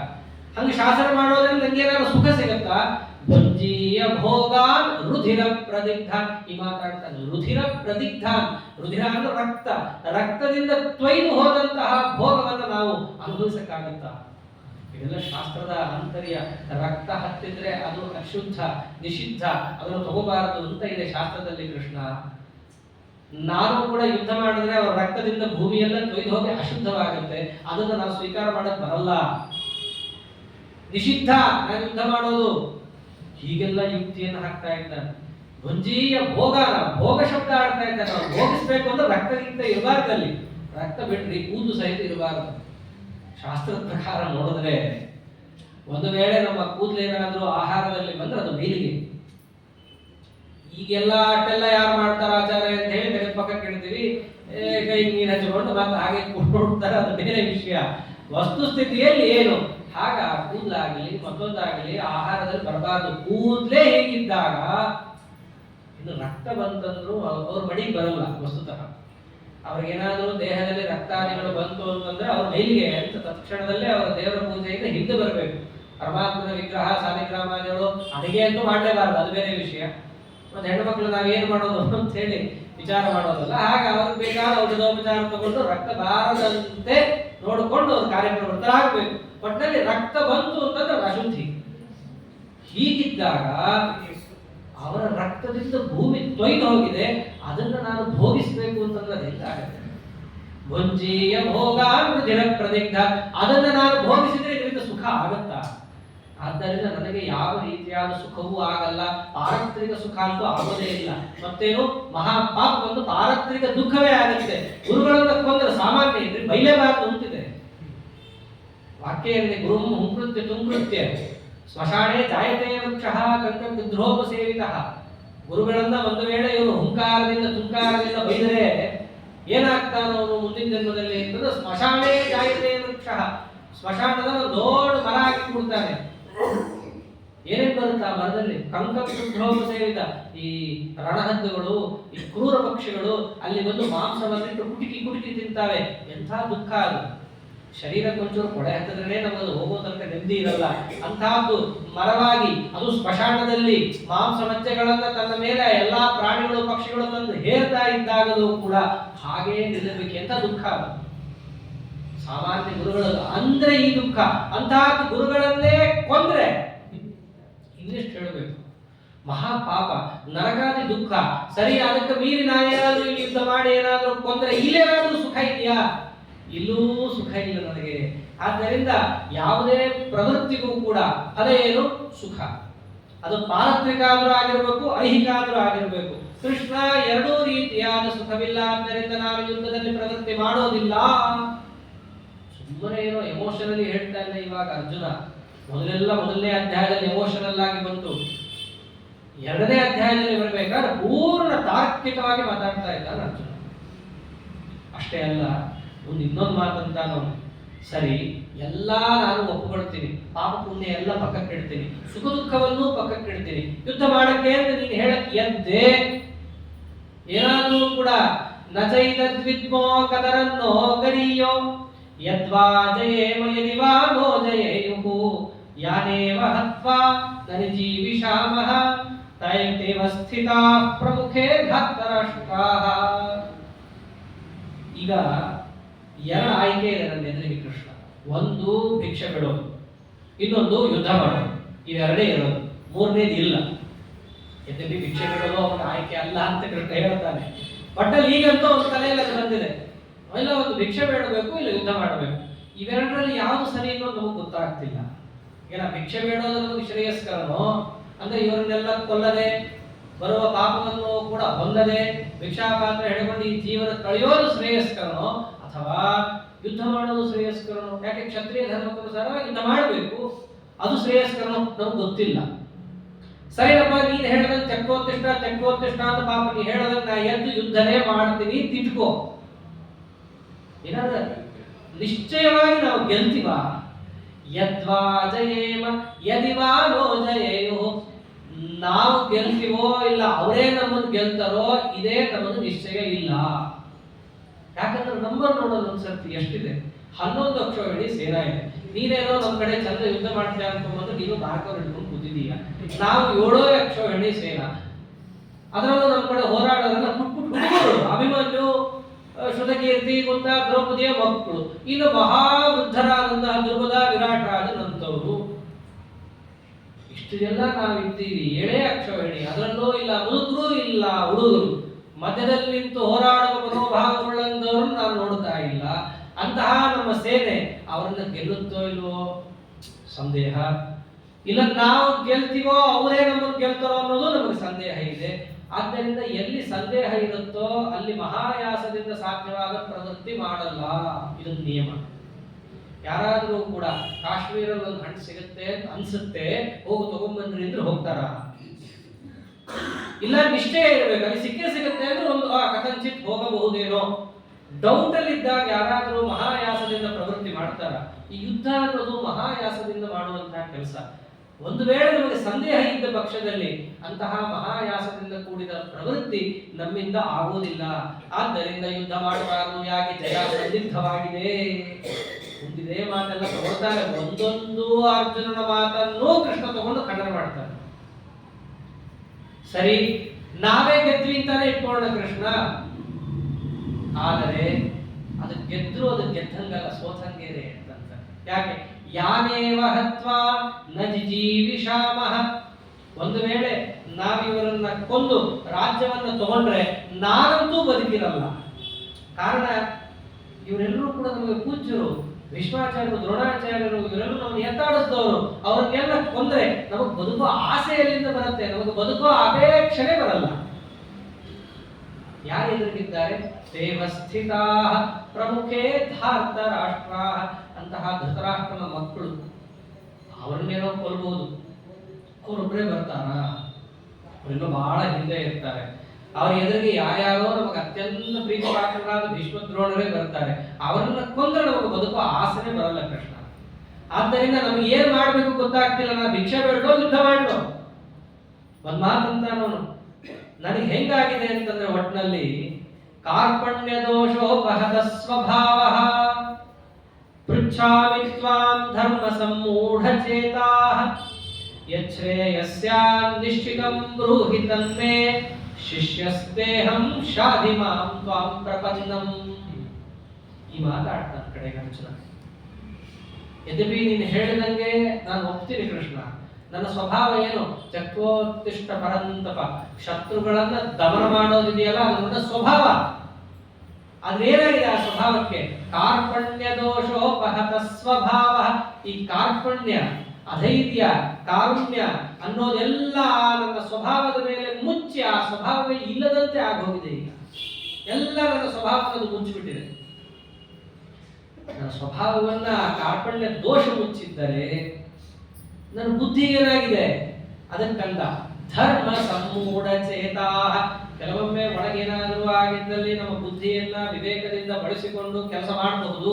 ಆಗ ನನ್ನ ಬುದ್ಧಿನೂ ಏನಾಗೋಗಿದೆ, ಧರ್ಮ ಸಮ್ಮೂಢ ಚೇತಾ. ಇದು ಧರ್ಮನೋ ಅದು ಧರ್ಮನೋ ಅಂತ ಗೊತ್ತಾಗದೆ ಅದು ಕೂಡ ಮೌಢ್ಯಕ್ಕೆ ಒಳಗಾಗೋಗಿದೆ. ಯಾಕಂದ್ರೆ ಇಷ್ಟೊತ್ತಂತ ಅದನ್ನೇ ಉತ್ಪಾದನೆ ಮಾಡಿದ್ದು. ಭಿಕ್ಷೆ ಬೇಡೋದು ಸರಿನೋ ಯುದ್ಧ ಮಾಡೋದು ಸರಿನೋ ಗೊತ್ತಾಗ್ತಾ ಇಲ್ಲ. ವಿವೇಕ ಇಲ್ಲ ನನಗೆ. ವಿವೇಕ ಅಂದ್ರೆ ಏನು? ವಿವಿಚ್ಯ ಜ್ಞಾನಂ ವಿವೇಕ. ಬೇರ್ಪಡಿಸಿ ಇದು ಸರಿ ಇದು ತಪ್ಪು ಅಂತ ತಿಳ್ಕೊಳ್ಳೋದಿದೆಯಲ್ಲ, ಅದು ವಿವೇಕ. ಬುದ್ಧಿ ಅಂತ ಏನು? ಬುದ್ಧತೆ ಅನಯ ಇತಿ ಬುದ್ಧಿ. ಯುಕ್ತಿಯಿಂದ ನಮ್ಮ ತಲೆಯಲ್ಲಿ ಇದು ಸರಿ ಅಂತ ನಿರ್ಣಯ ಮಾಡಿಕೊಳ್ಳೋದನ್ನ ಬುದ್ಧಿ ಅಂತ ಕರೀತಾರೆ. ಇದು ಸರಿ ಇದು ತಪ್ಪು ಅಂತ ಬೇರ್ಪಡಿಸೋದು. ಬೇರ್ಪಡಿಸಿದ ಮೇಲೆ ಇದು ಸರಿ ಯಾಕೆ ಅಂತ ತಿಳ್ಕೊಳ್ಳೋದು ಬುದ್ಧಿ. ಆದ್ದರಿಂದ ವಿವೇಕ ಬೇರೆ, ಬುದ್ಧಿ ಬೇರೆ. ಶಾಸ್ತ್ರದಲ್ಲಿ ಶಬ್ದಗಳಿಗೆ ತುಂಬಾ ಮಹತ್ವ ಇದೆ. ಯಾವ ಶಬ್ದವನ್ನ ಎಲ್ಲೆಲ್ಲಿ ಬಳಸ್ತೀವೋ ಅದಕ್ಕೆ ತಕ್ಕಂಗೆ ಅರ್ಥಗಳು ಬೇರೆ ಬೇರೆ ಆಗ್ತಾ ಹೋಗುತ್ತೆ. ನಿನಗೆ ವಿವೇಕ ಇಲ್ಲ ಅಂದ್ರೆ ಏನು? ಸರಿ ತಪ್ಪುಗಳ ಬಗ್ಗೆ ಅರಿವು ಇಲ್ಲ ಅಂತ. ಬುದ್ಧಿ ಇಲ್ಲ ಅಂದ್ರೆ ಏನು? ಸರಿ ಅಂತ ತಿಳ್ಕೊಂಡಿದ್ದು ಯಾಕೆ ಅಂತ ನಿನಗೆ ಗೊತ್ತಿಲ್ಲ. ಕಾರಣಗಳ ಪರಿಜ್ಞಾನ ಇಲ್ಲ ನಿನಗೆ. ಸುಮ್ಮನೆ ಮಾಡ್ತಾ ಇದ್ದೀಯಾ ಅಷ್ಟೇ, ನಿನ್ ಬುದ್ಧಿ ಇಲ್ಲ. ನೀನ್ ಮಾಡ್ತಾ ಇದೀಯಾ ಆದ್ರೆ ನಿನ್ ಬುದ್ಧಿ ಇಲ್ಲ ಅಂತೇನೋ, ಅದಕ್ಕೆ ಯಾಕೆ ಮಾಡ್ತಿದ್ದೀನಿ ನೀನು, ಕಾರಣ ಗೊತ್ತಿಲ್ಲ ನಿನಗೆ ಅಂತ ಅರ್ಥ. ಆದ್ದರಿಂದ ಈ ಶಬ್ದಗಳೆಲ್ಲ ನೋಡ್ತಾ ಬಂದ್ರೆ ಧರ್ಮ ಸಮ್ಮೂಢ ಚೇತಾ. ನನ್ನ ಅಂತಃಕರಣ, ಮನಸ್ಸು, ಬುದ್ಧಿ ಏನಾಗಿದೆ? ಧರ್ಮ ಯಾವುದು ಅಂತ ಗೊತ್ತಾಗದೆ ಮೌಢ್ಯಕ್ಕೆ ಒಳಪಟ್ಟಿದೆ. ನನ್ನ ಸ್ವಭಾವ ಕಾರ್ಪಣ್ಯ ದೋಷದಿಂದ ಮುಚ್ಚೋಗಿದೆ. ಅದಕ್ಕೆ ಇದನ್ನು ಕೇಳ್ತಾ ಇದ್ದೀನಿ, ಏನ್ ಮಾಡಬೇಕು ಗೊತ್ತಾಗ್ತಾ ಇಲ್ಲ ಕೃಷ್ಣ.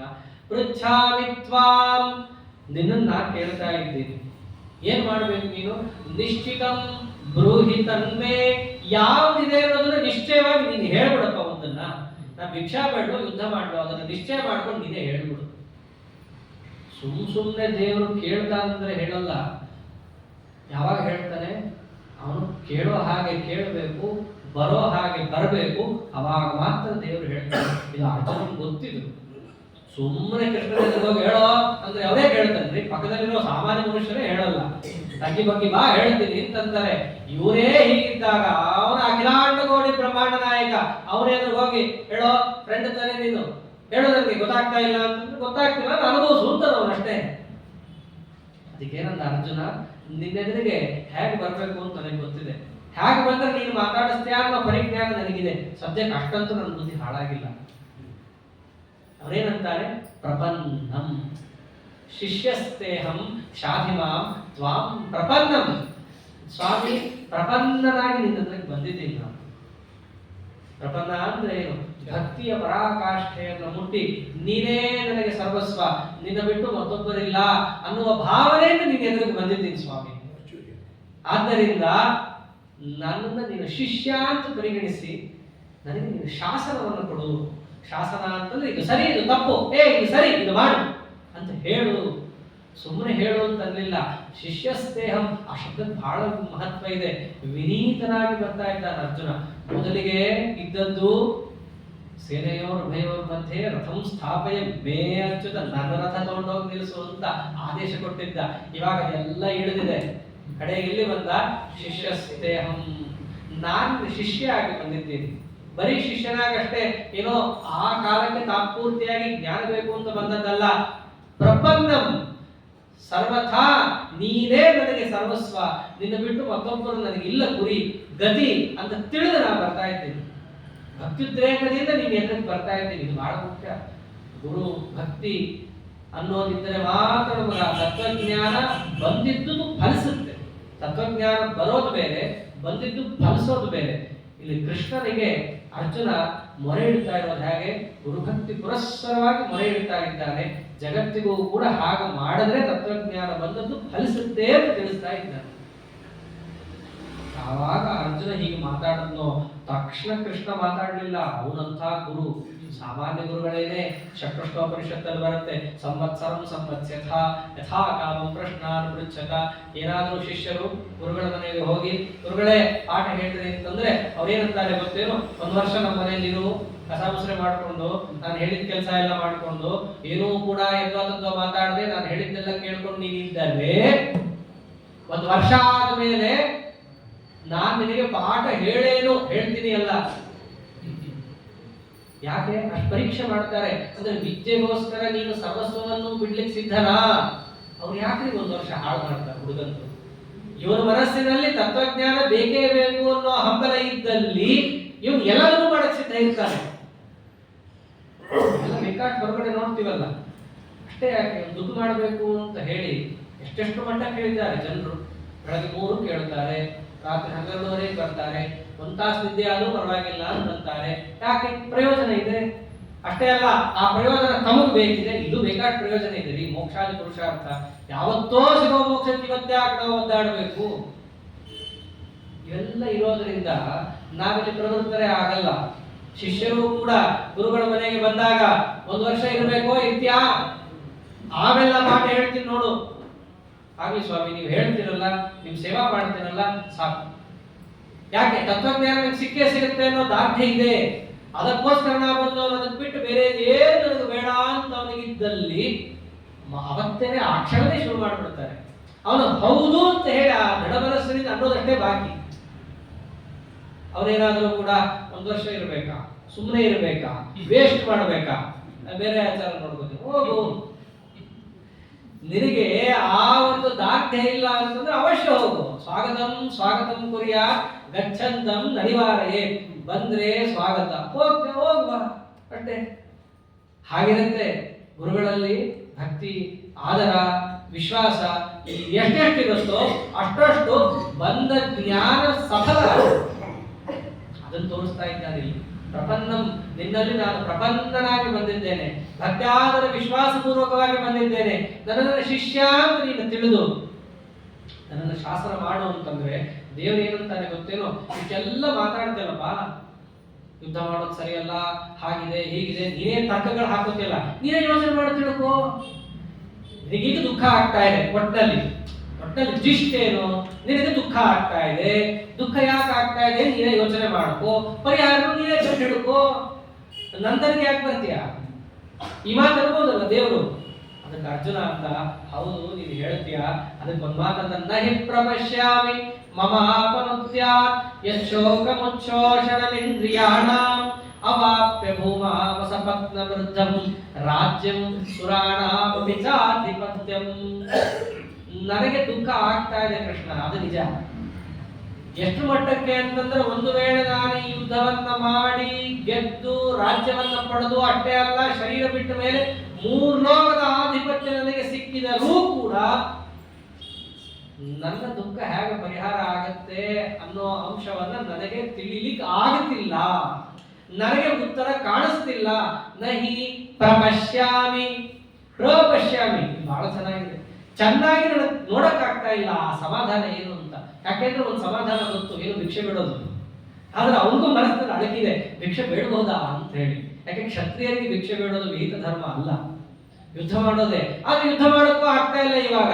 ಆದ್ದರಿಂದ ಯುದ್ಧ ಮಾಡಿದ್ರೂ ಶೋಕ ಇದೆ, ದುಃಖ ಇದೆ. ಆ ದುಃಖ ಹೆಂಗ ಹೋಗುತ್ತೆ ಅನ್ನೋದು ನನಗೆ ಏನು ತಲೆ ತಿರುಗಿ ನೋಡಿದ್ರು ಗೊತ್ತಾಗ್ತಾ ಇಲ್ಲ. 3 ಲೋಕದ ಆಧಿಪತ್ಯವನ್ನ ಪಡಿಬಹುದು, ಅದ್ರ ಮೇಲೆ ಕೂಡಬಹುದು, ಆದರೆ ಮನಸ್ಸಿನಲ್ಲಿರುವ ಶೋಕದ ಪರಿಹಾರ ಏನು ಅನ್ನೋದನ್ನು ನಾನು ಕಣ್ಣಾರೆ ಕಾಣುತ್ತಾ ಇಲ್ಲ.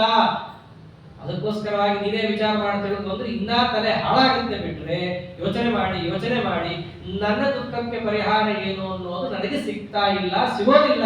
ಅದಕ್ಕೋಸ್ಕರ ನಿನ್ನ ಪಾದಕ್ಕೆ ನಾನು ಬಂದು ಬಿದ್ದಿದ್ದೀನಿ, ನೀನ್ ನನಗೆ ಉತ್ತರವನ್ನು ಕೊಡಬೇಕು ಅಂತ ಹೇಳಿ ಅರ್ಜುನ ಯಾವಾಗ ಏವಮುಕ್ತ್ವಾ ಋಷಿಕೇಶಂ ಗುಡಾಕೇಶ ಪರಂತಪಃ, 2 ಶಬ್ದ ಇವಾಗ ಆಡಿದ್ರು. ಮೊದಲು ಗುಡಾಕೇಶ ಅಂತ ಆಡಿದ್ರು, ಆಮೇಲೆ ಕೃಷ್ಣ ಪರಂತಪ ಅಂತ ಆಡಿದ್ದ. ಇವಾಗ 2 ಸೇರಿಸ್ತಾ ಇದ್ದಾನೆ ಅರ್ಜುನ.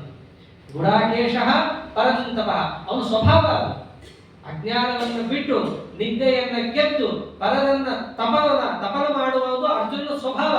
ಆದರೂ ಅಲ್ಲಿದ್ದವನು ಋಷಿಕೇಶ, ಅದನ್ನೆಲ್ಲ ನಿಯಂತ್ರಣ ಮಾಡೋನು ಅವನು.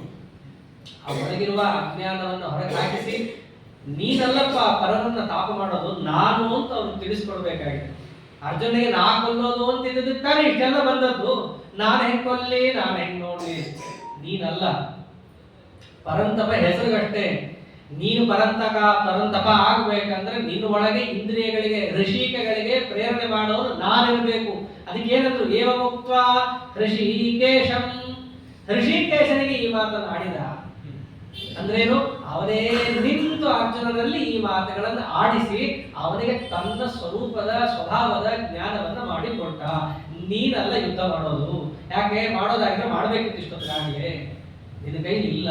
ಅಜ್ಞಾನವನ್ನ ನಿದ್ದೆಯನ್ನ ಗೆಲ್ಲೋದು ನಿನ್ನ ಕೈಲಿಲ್ಲ, ಗೆಲ್ಲಿಸೋದು ನಾನು. ಹೆಸರು ಗುಡಾಕೇಶ.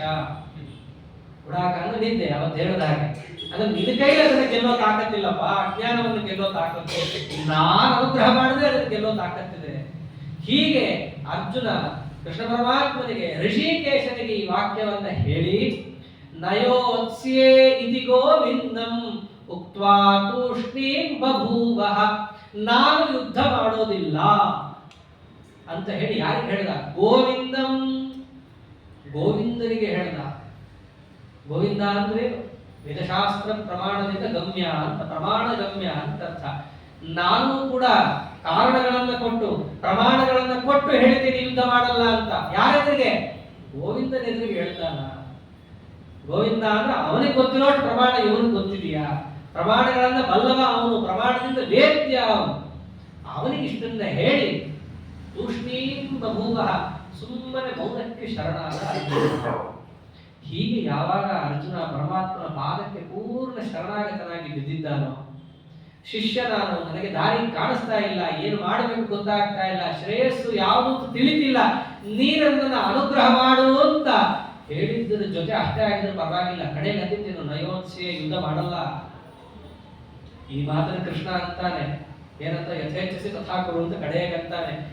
ಇಷ್ಟೆಲ್ಲ ಪರಮಾತ್ಮ ತನ್ನ ಎಲ್ಲಾ ವ್ಯಾಪಾರವನ್ನ ಎಲ್ಲ ತಿಳಿಸಿ, ನೋಡಪ್ಪ ಹೇಳಿದೀನಿ, ನಿನಗೇನು ಇಷ್ಟ ಅದನ್ನ ಮಾಡು ಅಂದ್ಬಿಡ್ತಾನೆ. ಮೇಲ್ನೋಟಕ್ಕೆ ಹಂಗೆ ಕಾಣುತ್ತೆ, ಅದರ ಅರ್ಥ ಆಗಲ್ಲ. ಮತ್ತೇನು?